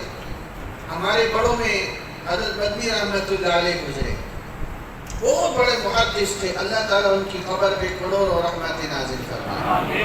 وہ فرمانے لگے کہ میں نے اس کا حل نکال لیا ہے. محدثین بڑے بڑے علماء اکٹھے ہو گئے کہ حضرت 1400 سال میں نکلا نہیں، آپ نے کیسے نکال لیا؟ حضرت فرمانے لگے میں نے حل یہ نکالا ہے، خود ٹیڑھے ہو جاؤ. خود کیا ہو جاؤ؟ ٹیڑھے ہو جاؤ. اور یہ سوچو، دیکھو میری بات سنو، اللہ تعالیٰ سفارش کر رہے ہیں وَعَاشِرُوهُنَّ بِالْمَعْرُوفِ، یہ میری بندیاں ہیں، ان سے اچھی زندگی گزارنا. آج اگر آپ کو صدر پاکستان کا فون آ جائے کہ جناب جو تیرے گھر میں بیوی ہے وہ میری بیوی کی سہیلی ہے، ذرا خیال رکھنا ہے اس کا، کچھ تو سوچو گے نا. اللہ تعالیٰ سفارش کر رہے ہیں عاشروہن بالمعروف، یہ میری بندیاں، ان کا ذرا خیال رکھنا. یہ بہتی بہتی الٹی سیدھی باتیں کر لیں، صبر کر لینا، تحمل کر لینا، مزے جنت میں ہی اصل جا کے انہیں وہاں یہ غصہ نہیں کرے گی، اس نے دنیا میں ہی کرنا ہے. اللہ کی سفارش ماننی چاہیے کہ نہیں ماننی چاہیے؟ اور آپ کو عجیب حدیث سناؤں. آپ صلی اللہ علیہ وسلم نے فرمایا، دو لفظ ہیں حدیث میں، یا ولیبنا یا ولیبہن. ایک میں فرمایا لئیما، ایک میں فرمایا کریما. اللہ کے نبی نے فرمایا کہ جو کمینے لوگ ہیں، لئیم کمینے، وہ اپنی بیوی پر غالب آنے کی کوشش کرتے ہیں. اور جو کریم النفس ہے، کریم النفس، اچھے لوگ، کریم النفس، وہ اپنی بیوی سے مغلوب ہو جاتے ہیں. ہنسنا نہیں، ایمان جاتا رہے گا. میرے نبی نے فرمایا میں کریم النفس. یہ ہمیں سمجھایا جا رہا ہے، گھروں کو چلانا ہے تو مغلوب ہونا پڑے گا. کیوں؟ وہ ناقص سے تو ناقل ہے، اس کو بات جلدی سمجھ آتی نہیں ہے. لہذا تم ذرا جھک کے چلو. یہ گاڑی دھکا دے کے 60 65 70 سال تک لے جاؤ، پھر جنت میں یہی عورت حوروں کی سردار ہوگی اور وہاں کوئی جھگڑا نہیں ہوگا. یہاں جھک جاؤ. یہ دیکھو، یہ میرے نبی آپ کو سمجھا رہے ہیں. اللہ کے لیے کتنی لڑائی ہو جائے، میرے نبی نے، اللہ تعالیٰ نے فرمایا بہت لڑائی ہو گئی، بیوی نماز نہیں پڑھتی، تیرا کہنا نہیں مانتی، بستر جدا کر دو. طلاق نہ دو، بستر جدا کر دو. پھر نہیں مانتی، عقل تو ہے شوہر بستر چھوڑ دے، ورنہ بیوی بستر علیحدہ ہو جائے. بیوی کا بستر علیحدہ کر دے، شوہر علیحدہ سوئے، تاکہ اس کو عبرت ہو، اس کے دماغ صحیح آئے. پھر نہ مانے، پھر اس کو اللہ کے نبی نے فرمایا آہستہ سے مار لو. چہرے پہ نہ مارو، جسم پہ نشان نہ آئے. پسندیدہ نہیں ہے مارنا، میرے نبی نے اس کو پسند نہیں فرمایا.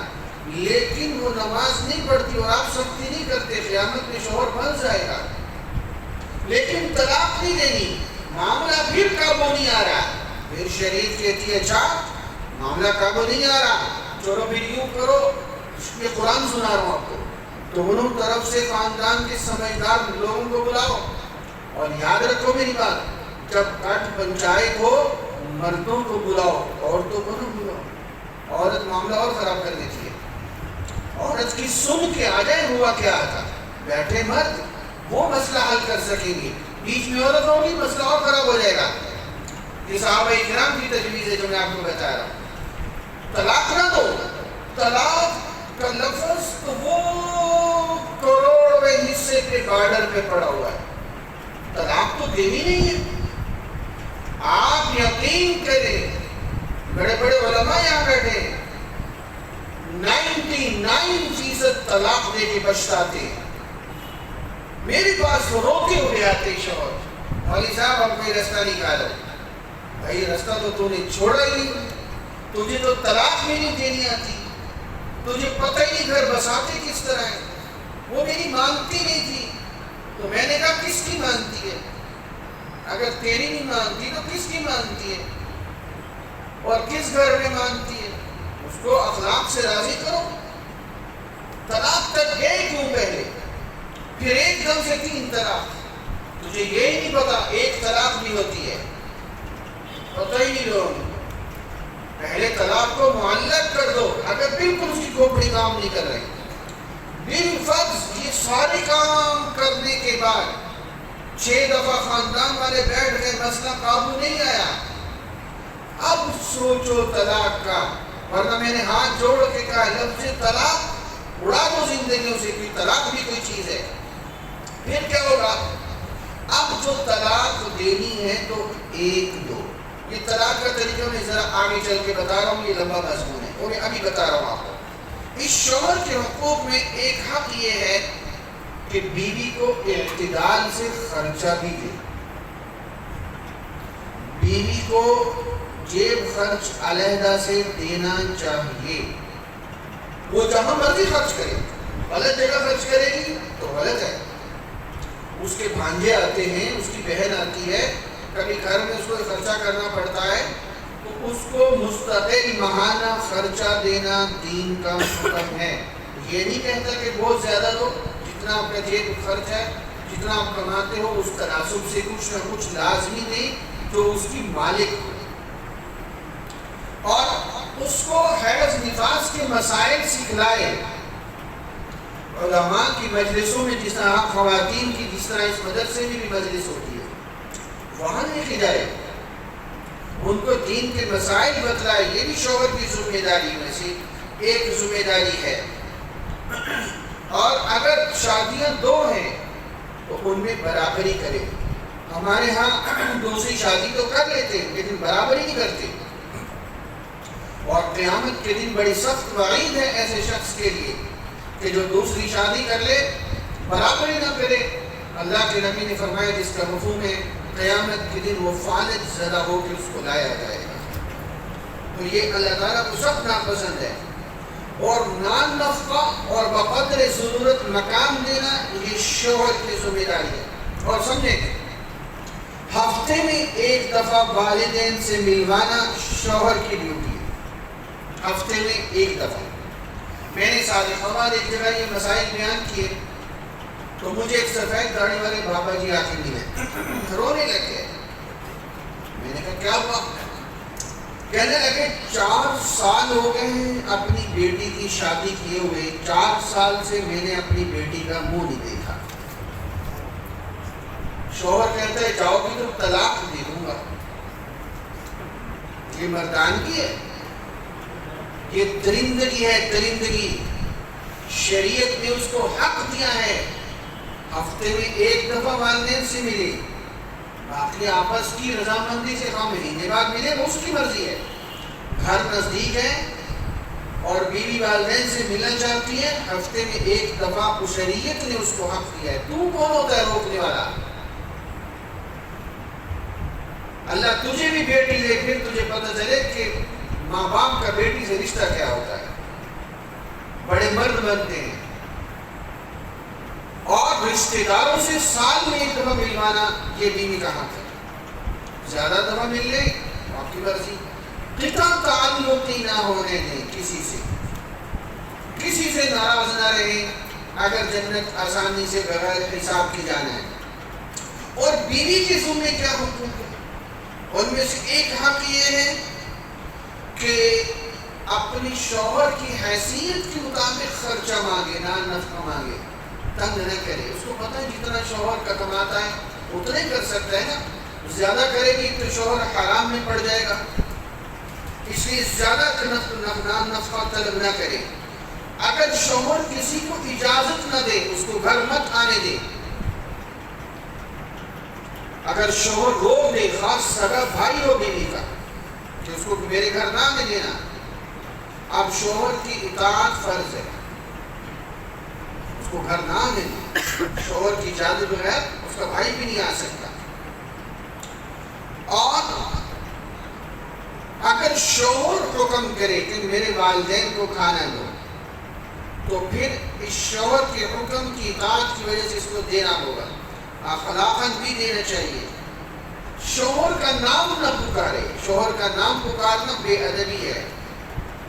اور شوہر کے والدین کی شکایت نہ کرے. یہ خوب اچھی طرح سمجھیے، بعض عورتوں میں مرض ہے، وہ سمجھتی ہیں اپنی ساس کی شکایت کر رہی ہے. ارے وہ اس کی ماں ہے، ماں باپ کی شکایت اولاد سن نہیں سکتے. ہاں ساس زیادتی کرے، شوہر کا کوئی رشتہ دار زیادتی کرے تو محدثین نے بڑی عجیب بات لکھی ہے، جو شکایت تم نے مصلی پہ بیٹھ جو تم نے شکایت شوہر سے کرنی ہے وہ اللہ سے دعا کرو، اللہ اس کے دلوں کو تمہاری طرف پھیر دے اور اخلاق سے اس کو اپنی طرف متاثر کر کے لاؤ. اور شوہر کے سامنے کبھی زبان درازی نہ کرے. اور عجیب حدیث ہے، آپ صلی اللہ علیہ وسلم نے فرمایا کہ جو بیوی اس حال میں انتقال کرے کہ اس کا شوہر اس سے راضی تھا، سیدھی جنت میں جائے گی، سیدھی جنت میں جائے گی. اور شوہر کا حکم ہے پردہ کرو، پردہ فرض ہے، لازمی کرے. بچوں کو نماز کے لیے اٹھاؤ، لازمی اٹھے. بد نظری سے بچو، لازمی حکم مانے. یہ میں نے چند احکامات اور میاں بیوی کے حقوق کا میں نے تذکرہ کیا. اب ہماری شادی بیاہ میں بعض کام جو غلط ہوتے، پہلے ان کا ذکر کروں پھر طلاق کی بحث چھیڑتا ہوں. تھک تو نہیں گئے؟ نہیں. دوسری پڑھ لیجیے.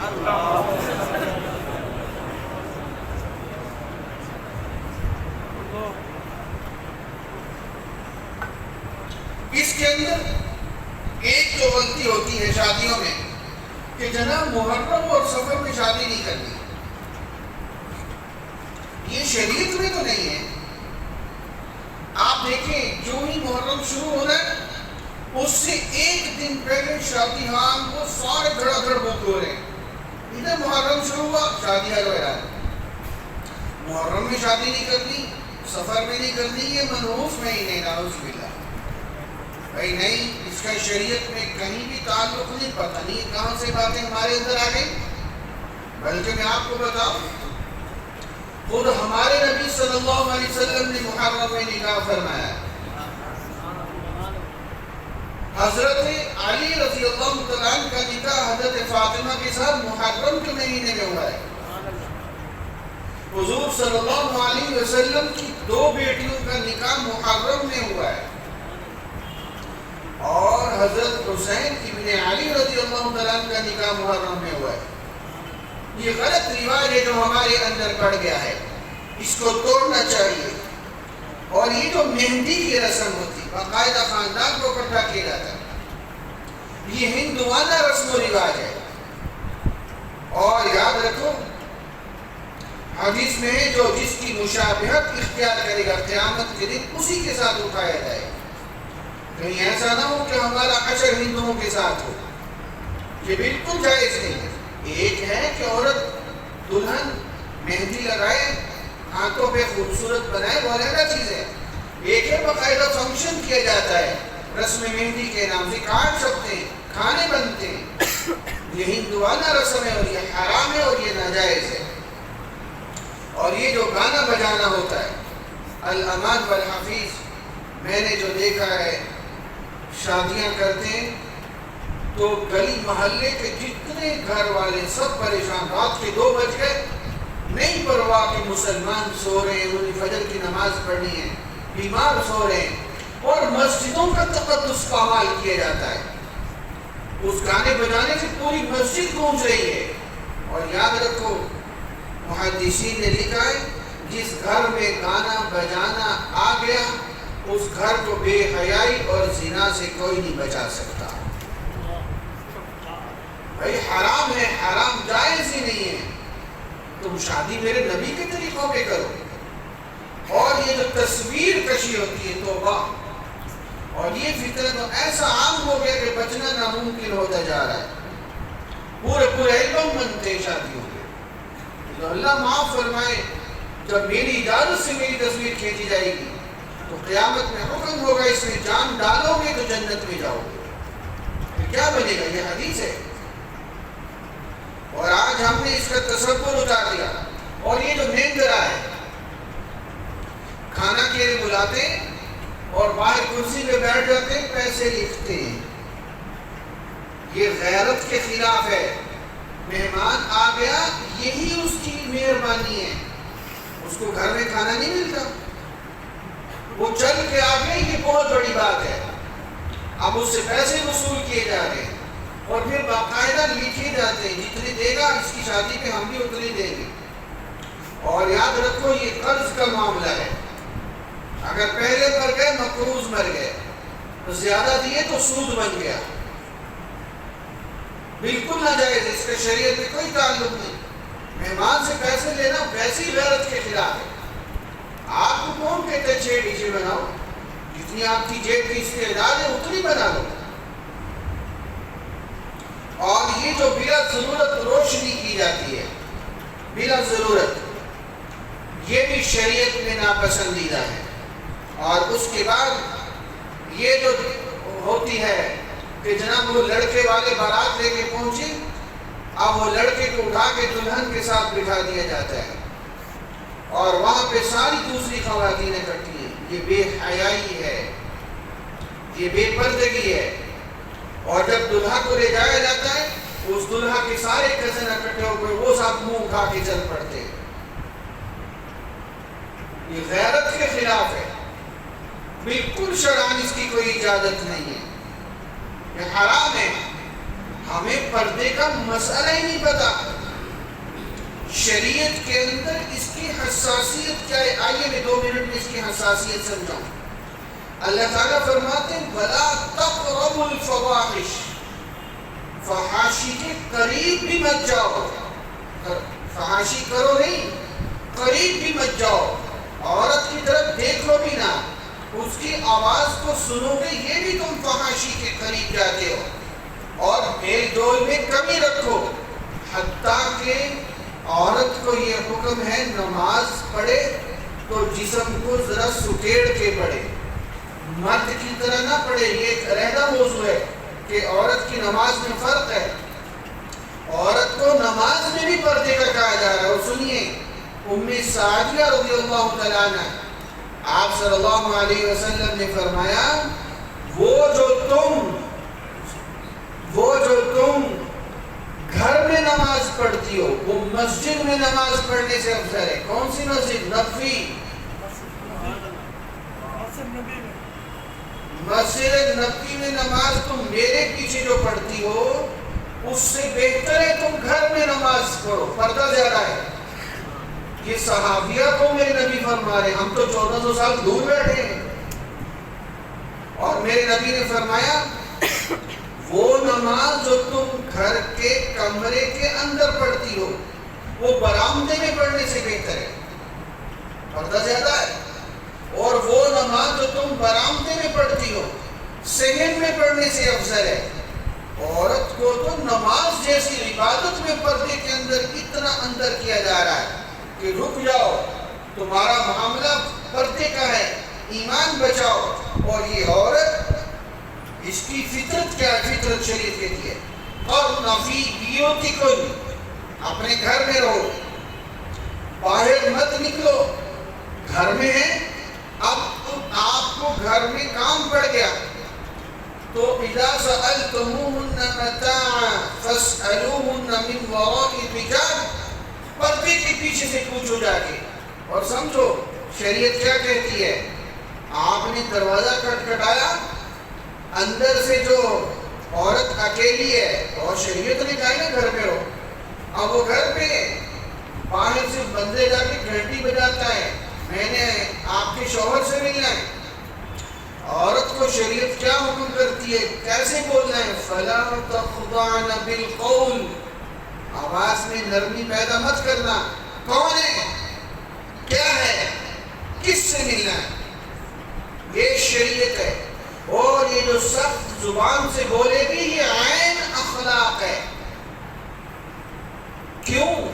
آواز کی نرمی سے اگلے کے دل میں برائی پیدا ہو سکتی ہے، یہ شریعت کا مزاج ہے پردے کے متعلق۔ اور اگر گھر سے نکلنا پڑ جائے،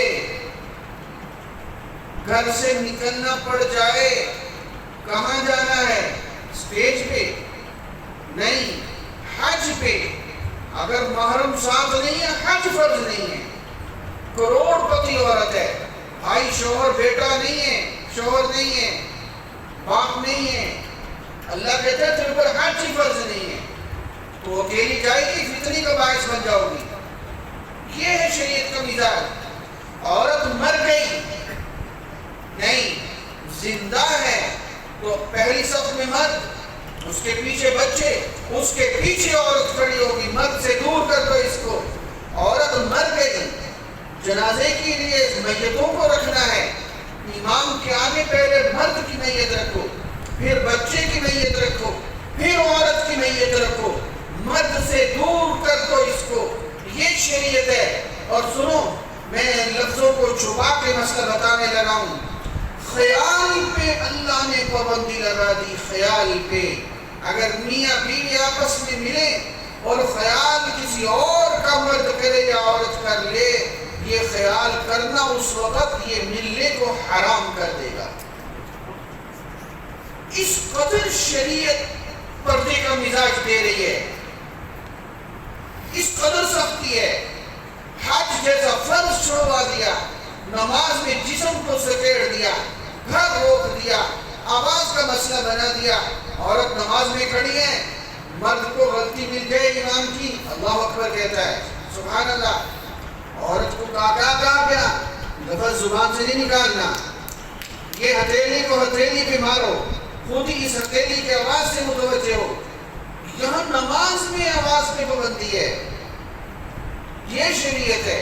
اور یہاں شادی ہو رہی ہے، سارا منہ اٹھا کے ادھر گھس گئے، کوئی غیرت بھی ہونی چاہیے۔ یہ پردے کے خلاف یاد رکھیں، یہ بے پردگی اس کی بڑی سخت وعید ہے۔ اچھا، یہاں ایک غلطی ہوتی ہے، لوگ کہتے ہیں پردے کا چہرے کا کون سا پردہ ہے؟ ارے میرے بھائی، کس غلط فہمی کے شکار ہو گئے؟ میرا موضوع کچھ اور ہے، ستر اور چیز ہے، پردہ اور چیز ہے۔ ستر تو مرد کا بھی فرض ہے چھپانا، عورت کا بھی ہے۔ مرد کا ستر کہاں ہے؟ ناف سے لے کر گھٹنے تک۔ عورت کا ستر سارا جسم ہے سوائے چہرے، ہتھیلی اور پاؤں کے۔ یہ ستر مرد کا بھی ہے، عورت کا بھی ہے، دونوں کو چھپانا ہے۔ پردہ کس کا ہے؟ وہ صرف عورت کا ہے۔ تو وہ پردہ ہے ہی چہرے کا، ہم ستر اور پردے کو مکس کر دیتے ہیں۔ پردہ حجاب تو ہے ہی چہرے کا، یہی تو فتنے کی جگہ ہے جہاں سے انسان بے حیائی کے لیے تیزی سے مائل ہوتا ہے۔ اس وجہ سے شریعت نے کہا گھر پہ رہو۔ یہ اب شادی ہو رہی ہے اور جب دلہن ادھر واپس لڑکے کے گھر پہنچتی ہے، وہاں سارے کزن اکٹھے ہو جاتے ہیں، وہ جتنی بھی دیندار ہو وہ وہاں سارے اس کی تصویریں کھینچ رہے ہیں، اکٹھے ہو کے اس کو دیکھ رہے ہیں۔ دودھ بھرنے کا مقام ہے تو پردے کا حکم ہے، تجھے کس نے اجازت دی دیکھنے کی؟ یہ وہ شادیوں میں وہ قباحتیں جو دیندار گھرانوں میں ہو رہی ہیں، جو دوسرے گھرانے تھے وہ بہت دور چلے گئے۔ اس سے ہم نے بچنا ہے، یہ اس لیے آپ کو سنایا جا رہا ہے۔ اور یہ جو صحرا بندی ہے، صحرا، یہ شریعت میں نہیں ہے، یہ ہندوانہ رسم ہے، اس کو توڑنا ہے۔ اور اس کے بعد یہ جو شادی کارڈ کی فضول خرچی ہے، اگر موبائل پہ میسج سے کام بن سکتا ہے تو اس سے بچو۔ اور میں نے 5 شادی کارڈ دیکھے، 500 کا ایک شادی کارڈ، وہ لاکھوں روپے ایک دم سے ضائع ہوتے ہیں۔ اسراف سے قرآن نے منع کیا ہے۔ اور اس کے بعد یہ جو سلامیاں دی جاتی ہیں جب میاں بیوی اکٹھے بیٹھتے ہیں، وہاں جب بارات روانہ ہونی ہوتی ہے نیچے جاتا ہے، ناجائز ہے، وہ سود ہے، بالکل ناجائز ہے۔ ہاں، اگر غریب کی بچی کی شادی ہے، شادی سے 6 مہینے پہلے خاموشی سے اس کی مدد کرو تاکہ اس کی بچی کی شادی آسانی سے ہو جائے۔ یہ سلامیاں بلامیاں بالکل ناجائز اور حرام ہے۔ اب سمجھیے طلاق کا مسئلہ، میں موضوع مختصر کر رہا ہوں۔ اول میں نے بتایا طلاق کا لفظ زندگیوں سے اڑا دو، بالفرض نوبت یہاں پہنچ گئی۔ اب ایک طلاق دو پاکی کی حالت میں، جب عورت پاک ہو، مینسز میں نہ ہو، اور بس اس کو چھوڑ دو۔ سب سے بہترین طریقہ طلاق کا ایک طلاق۔ جب 3 دفعہ مینسز گزر گئے، ایام گزر گئے، نکاح ختم۔ اب اگر دوبارہ بھی نکاح کرنا پڑا، جب چاہو نکاح کر لو، ایجاب و قبول ہوگا، حق مار ہوگا، گھر پہ بچ جائے گا۔ وہ جو 3 طلاق دے کے بعد میں ادھر ادھر بھاگے پھر رہے ہوتے ہیں، اور جب ان کو کہیں سے رستہ نہیں ملتا تو وہ حرام میں مبتلا ہوتے ہیں۔ یاد رکھو، میں تنقید نہیں کر رہا، میں اللہ کے نبی کے امتیوں سے مخاطب ہوں، میں درد دل سے عرض کر رہا ہوں۔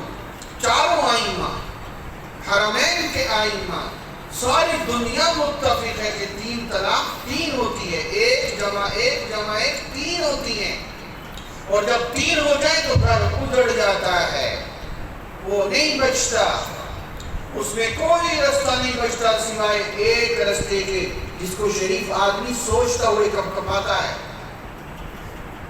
وہ حلالے کا رستہ ہے، اور وہ ہوتا نہیں صحیح طرح سے، اس کی وجوہات ہیں۔ اس لیے شریعت کا کیا مزاج ہے، اگر غلطی سے 3 دے دی ہے نا، اب بھول جاؤ اس کو، اب نہ اس کو یاد کرو۔ پھر کیا ہوتا ہے، وہ غلط جگہ سے فتویٰ لے کے آ جاتے ہیں۔ میں درد دل سے عرض کر رہا ہوں، میری کوئی ذاتی کوئی اس میں جائیداد کا چکر نہیں ہے، اللہ کی قسم ساری امت مسلمہ 1400 سال سے ایک طرف ہے، حرمین کے آئمہ ایک طرف ہیں، اٹھا کے دیکھو فتوے، سب کہتے ہیں 3 طلاق ایک جملے میں کہو، ایک مجلس میں کہو، ایک ایک کر کے کہو، علیحدہ علیحدہ کہو، جب 3 کہتی گھر پکا اجڑ گیا، اب کوئی رستہ نہیں بچا، تو پھر صحیح طلاق دو۔ طلاق بھی نہیں دینی آتی نا، ایک طلاق کا میں نے طریقہ بتایا، ایک طلاق دو بس، 3 دفعہ مینسز آئیں گے، نکاح خود ہی ختم ہو جائے گا۔ اب وہ عورت دوسری جگہ بھی نکاح کر سکتی ہے، ان دونوں کی آپس میں صلح ہو جائے گی، بھی نکاح کر سکتے ہیں۔ اور اس دوران بیوی کو حکم ہے، جس کو طلاق دی ہے اس نے، بن ٹھن کے رہے، زیب و زینت اختیار کرے تاکہ وہ رجوع کر لے۔ 1 طلاق 2 طلاق، اس دوران اب دیکھیں، ایک باقی کے دنوں میں 1 طلاق دے دی، دوسرا طریقہ بتا رہا ہوں، مینسز گزر گئے، جب دوسری دفعہ پاکی کے دن آئے پھر دوسری طلاق دو۔ اب اس دوران مہینہ سوا مہینہ مل گیا کہ نہیں مل گیا؟ یہ جو مہینہ سوا مہینہ مل گیا ہے، یہ سوچنے کا بڑا اچھا وقت مل گیا۔ اب سوچ رہا ہے یار میرے بچے رک جائیں گے، جو 3 دے کے سوچ رہے ہوتے ہیں نا، میرے بچے رک جائیں گے، میں کہاں جاؤں گا، پھر رو رہے ہوتے ہیں نا۔ یہ شریعت کہتی ہے تم 1 دیتے، پھر 1 مہینہ تجھے سوچنے کا موقع مل جاتا۔ اچھا، پھر نہیں مسئلہ حل ہوا، اکھڑ مزاج مسئلہ بن گیا، پھر دوسری دفعہ پاکی کے دن آ گئے، دوسری طلاق دے دو۔ اب بھی چانس ہے، شوہر صرف بیوی سے اتنا کہ میں نے تم سے رجوع کیا، نکاح باقی ہے، ہاں لیکن 2 فائر کر چکا ہے، اب 1 فائر باقی ہے۔ اب جب وہ 1 دفعہ اور طلاق دے گا، گھر پکا اٹھ جائے گا۔ 1 طلاق 2 طلاق اتنا کافی ہے، شوہر کہے میں نے رجوع کیا۔ اب مجھے بتاؤ، عید الطلاق اگر یوں دی جائے کتنے گھر بچ جائیں گے، سوچنے کا کتنا موقع ملے گا۔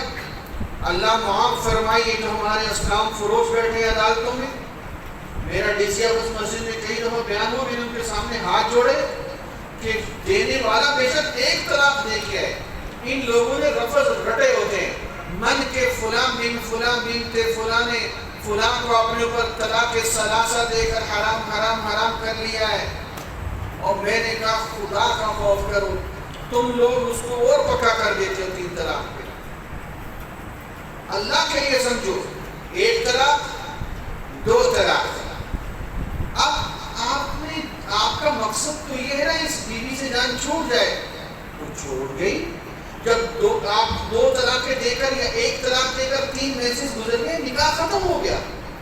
اب وہ جہاں چاہے جا کے نکاح کرے، 10 سال بعد بھی اگر وہاں مثال کے طور پر شوہر اس کا ایکسیڈنٹ میں مر گیا ہے تو مسئلہ بن گیا، یہ دوبارہ آپس میں نکاح کرنا چاہیں گے، نکاح ہو جائے گا۔ اور میرے پاس کیس آئے ہیں 15 سال بعد کہ اب ہمارا دوبارہ نکاح ہو جائے، لیکن اس وقت کے اسلام فروش کی مہربانی سے وہ 3 طلاق پہ سائن کر کے بیٹھے تھے، بھائی 3 طلاق تو کبھی بھی نہیں دینی نا ہم نے. چلو بیوی کو گھر سے نکالنا ہے, تنگ آ گئے ہو, کوئی رستہ نہیں ہے, 1 دفعہ 2 3 مہینے گزرے گی, خود ہی چلی جائے گی, ختم ہو گیا.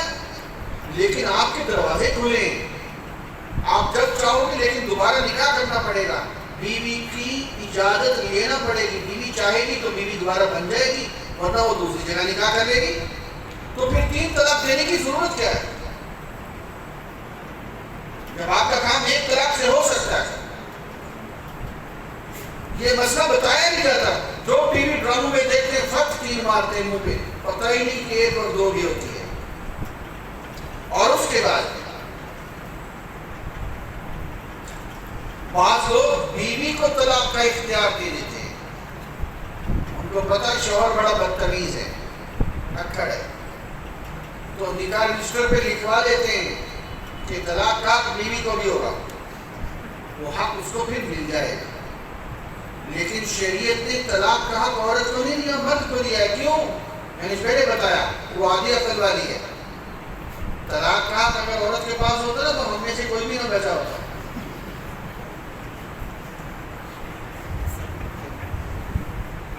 میں نے کہا آپ کو تھوڑا سا ہم ساتھ ہو جائے. حقیقت ہے, وہ آدھی عقل. یورپ میں کیا ہو رہا ہے؟ یورپ میں یہی تو ہو رہا ہے. ہر گھر میں طلاقیں, عورت کے پاس طلاق کا اختیار ہے. شریعت نے مرد کو دیا ہے. ہاں, اگر کوئی ایسی نوبت آ جائے کہ جناب پتہ ہے شوہر بدتمیز ہے بہت زیادہ, مسئلہ شاید گڑبڑ ہو جائے, پھر کل کو جو عدالت کے چکر کھانے ہیں تو لکھوا لیتے ہیں, لکھو کہ اگر طلاق کا حق عورت کے پاس بھی ہے, اگر یوں دے دیا حق, اختیار دے دیا, عورت کو اختیار مل جاتا ہے, وہ طلاق بائن دے سکتی ہے, پکا نکاح ختم کر سکتی ہے.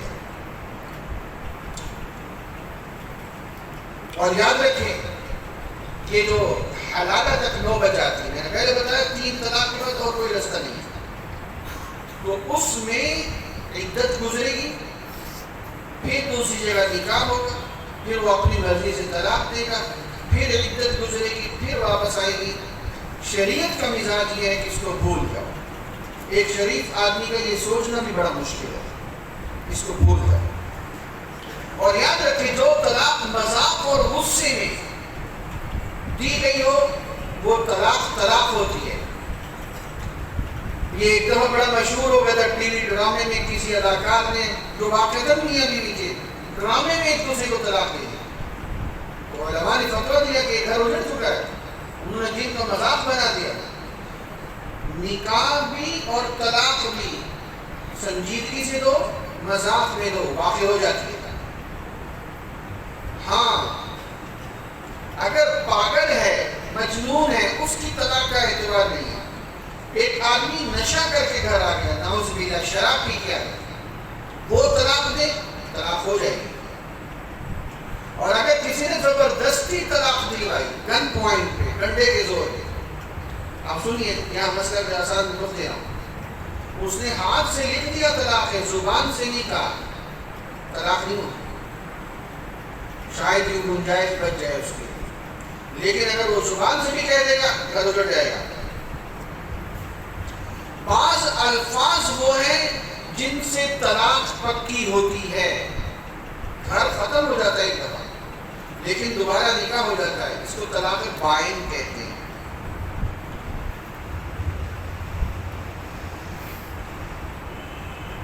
تو فارغ ہے, مقصد کیا ہے کہ گھر سے تو میری طرف سے پکی فارغ ہے. یوں لفظ بولتے ہیں تو میری طرف سے فارغ ہے.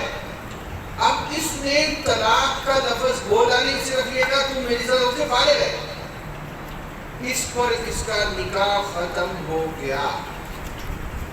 اب دیکھیں ہمارے گھروں میں لفظ چلتے ہیں کہ نہیں اس طرح, تنگ آ گئے تو میری طرف سے فارغ ہے, نکل جا گھر سے. یہ طلاق بائن کا مطلب نکاح ختم. ہاں, دوبارہ نکاح ہوگا, ایجاب و قبول ہوگا, حق مہر ہوگا. اور بعض وہ لفظ ہے جن سے ایک طلاق ہوتی ہے, ایک طلاق رجعی ہوتی ہے, رجوع ہو سکتا ہے دوبارہ.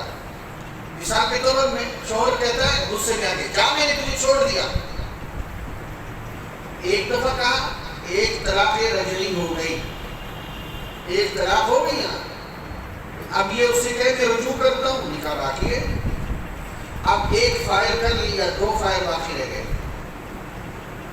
یا یہ کہتا ہے جا میں نے تجھے آزاد کیا، ایک طلاق رجعی ہو گئی. اب دیکھیں طلاق کا لفظ نہیں بولا، میں نے کہا تھا بہت سارے لفظ ایسے گھر ہل جاتے ہیں، لوگوں کو پتہ ہی نہیں ہوتا ہے. اور اگر شوہر نے طلاق دی، بیوی کہتی ہے اس نے طلاق دی، شوہر مان نہیں رہا، تو البینۃ علی المدعی والیمین علی من انکر، بیوی کے ذمہ گواہ ہے. اگر وہ گواہ لے آئی، یہ میرے سگے بھائی میرے ساتھ بیٹھے تھے، میرے والد بیٹھے، اس کے سامنے اس نے کہا، پھر تو قاضی حکمن بھی طلاق واقع کر دے گا. اور اگر گواہ نہیں ہے اور شوہر اور بیوی اکیلے تھے تو پھر البینۃ علی المدعی والیمین علی من انکر، شوہر کے ذمہ قسم ہے، وہ قسم دے گا. اب وہ نکاح تو باقی قرار دیا جائے گا. اب قیامت کے دن پھر اس کا فیصلہ ہوگا.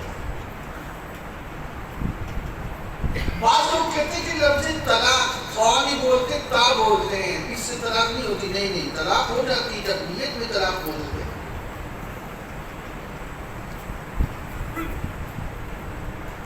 طلاق نامہ لکھ دیا کہ میں اپنی بیوی کو طلاق دیتا ہوں، اور ابھی اس بیوی کے پاس پہنچا نہیں، طلاق واقع ہو جاتی ہے. بعض لوگ کہتے ہیں ہم ڈاکے سے وصول نہیں کرتے. نہ کرو، وہ تو دے چکا ہے. ٹیلی فون پر طلاق ہو جاتی ہے. موبائل پر میسج لکھا میں اپنی بیوی کو طلاق دیتا ہوں، لکھ دیا، آگے نہیں بھیجا، طلاق ہو گئی. یہ حساس مسئلہ ہے، اس کو جلدی مت چھیڑیے. اور بعض الفاظ میں جس کو کنایا بولتے ہیں، اس میں طلاق بائن ہوتی ہے، پکی طلاق ہو جاتی ہے. گھر اجڑ جاتا ہے لیکن دوبارہ ہو سکتا ہے. تو مجھ پر حرام ہے، یہ لفظ بول دیا، نکاح ختم ہو گیا. اب دوبارہ نکاح کرنا پڑے گا. جاؤ، ہمیشہ کے لیے چلی جاؤ. اگر نیت طلاق کی ہے تو یہ گھر ختم. اور اگر کسی نے اپنی بیوی کو معلق کر دیا کہ دیکھو اگر تم والد کے گھر گئی تو تمہیں 3 طلاق. اب وہ عورت جب والد کے گھر جائے گی طلاق ہو جائے گی. اب کیا کرے؟ اب اس کا حل یہ ہے کہ جب والد کا انتقال ہو جائے پھر اس گھر میں جائے، پھر طلاق نہیں ہو. یا دوسری صورت یہ ہے کہ شوہر اس کو 1 طلاق دے دے، وہ 3 دفعہ منزل گزر جائیں گے، نکاح ختم ہو جائے گا، دوبارہ نکاح کریں گے تو جو معلق شدہ مسئلہ تھا وہ ختم ہو جائے گا. اور یاد رکھیں یہ جو خلا ہے، آج کل لفظ خلا بہت چل رہا ہے. بھائی والدین سے میں گزارش کروں گا، بچیاں تھوڑی بات میں ناراض ہو جاتی ہیں. شوہر نے مجھے گالی دے دی ہے، تھپڑ مار دیا ہے، سختی سے بات کر دی ہے. اب اسی والدین حساس ہیں. پہلے والدین سمجھایا کرتے تھے کہ تیرا گھر وہ ہے، اب تیری لاش وہاں سے آئے تو انہیں وہاں اس طرح رہنا ہے کہ تجھے وہیں بھی ساری زندگی گزارنی ہے. اب وہ ذہن نہیں بنایا جاتا. تھوڑی سی لڑائی ہوئی تو بچی کے والدین پہلے تیار بیٹھے ہیں، چلو کھلا لیتے ہیں. اس طرح کھلا ہوتا ہی نہیں ہے. اور یاد رکھیں مجھے نہیں پتا عدالت کا طریقہ کار کیا ہے، مجھے اس سے غرض نہیں، میں شریعت کا مسئلہ سمجھا رہا ہوں. ایک لفظ، ایک جملہ یاد رکھیں، خلا کے اندر شوہر کی رضامندی شرط ہے ورنہ خلا نہیں ہوتا. اگر شوہر راضی نہیں ہے خلا ہوگا ہی نہیں، جہاں سے مرضی فیصلہ کروا دو. اس لیے احتیاط کریں. اس کا کوئی اور حل ڈھونڈیں، خاندانوں کو بٹھائیں. اگر بالکل معاملہ قابو نہ آئے پھر طلاق دلوائیں. اور میری گزارش سنیں ذرا غور سے، جو بچیاں خلا لے چکی ہیں عدالت سے، اب نکاح تو باقی ہے، شریعت کی نظر میں. تو اب حل کیا ہے؟ خامند کو پتا ہے وہ دوسری جگہ شادی بھی ہو رہی ہے اس کی، کیونکہ قانونی طور پہ تو آزاد ہے، تو بھائی آپ اس کو طلاق دے دو تاکہ وہ حرام میں مبتلا نہ ہو. تیرے ہاتھوں سے تو وہ چلی گئی، تو اب طلاق دے دو. یہ شریف آدمی کا کردار ہے. میری بات سمجھے؟ اب طلاق دے دو اس کو تاکہ وہ حلال طریقے سے اگلے گھر میں جائے، نکاح پر نکاح نہ ہو. اور یاد رکھیں، ایک ہوتا ہے خلا، ایک ہوتا ہے فسخ نکاح. نکاح فسخ کرنا یہ حکومت کی ڈیوٹی ہوتی ہے، وہ جس کو مرضی نکاح ختم کر دے. وہ کون ہے؟ 4 شرطیں. نمبر 1، پہلے دن سے شوہر میڈیکلی انفٹ ہو. پہلے دن سے، اگر ایک دفعہ بھی صحیح مل لیا وہ انفٹ نہیں کہلائے گا شریعت میں. اگر ایک دن بھی نہیں ملا، اب یہ قاضی چاہے نکاح کو ویسے ہی کہہ سکتا ہے ختم ہے تیرا نکاح، ختم کرتا ہوں. نمبر 2، شوہر گم ہو گیا، لمبا عرصہ ہو گیا، 20 سال ہو گئے، پتہ ہی نہیں چل رہا، عدالت کے کہ نکاح ختم ہو جائے. نمبر 3، شوہر پاگل ہو گیا، پاگل، آپ عدالت چاہے اس نکاح کو ختم کر سکتی ہے. اور نمبر 4، شوہر نان نفقہ نہیں دے رہا، بھوکا مارتا ہے، یہاں عدالت اس کو فسخ نکاح کر سکتی ہے. فسخ نکاح، یہ 4 چیزیں. اب جب یہ طلاق ہو گئی، آخری بات، اب آ گیا مسئلہ عدت کا. تو شوہر کے گھر عورت نے 3 مینسز گزارنے، 3 حیض. اگر ایک طلاق ہوئی ہے یا 2 ہوئی ہے، اس میں حکم ہے عورت بندھن کرے، خوب زیب و زینت کرے تاکہ شوہر متوجہ ہو جائے، گھر بچ جائے. اور اگر 3 طلاق ہو گئی ہے یا شوہر فوت ہو گیا، پھر نہیں، پھر سرخی پاؤڈر نہیں، پھر خوشبو نہیں، پھر زیب و زینت نہیں، پھر چوڑیاں نہیں، پھر مہندی نہیں. جو چیز زیب و زینت والی ہے سب ختم کرنی پڑے گی. 3 دفعہ مینسز تک. اور اگر عورت کو حمل تھا اور شوہر فوت ہو گیا تو اس کی عدت وضع حمل ہے. ابھی شوہر گھر میں میت شوہر کی نہلائی جا رہی ہے اور بچہ پیدا ہو گیا، عورت کی عدت ختم. اور اگر 4 ماہ 10 دن گزر گئے، ابھی بچہ پیدا نہیں ہوا، عدت باقی ہے. جب بچہ پیدا ہوگا پھر جا کے اس کی عدت ختم ہوگی. اور عدت والی عورت کو اگر گھر سے نکلنا پڑے، کوئی دوائی لا کے دینے والا ہی نہیں ہے، وہ جاتی ہے بیچاری، یا کمانے والا نہیں ہے، وہ پڑھاتی ہے. اتنے ٹائم کے لیے جائے، فوراً واپس آئے، رات اسی گھر میں گزارے.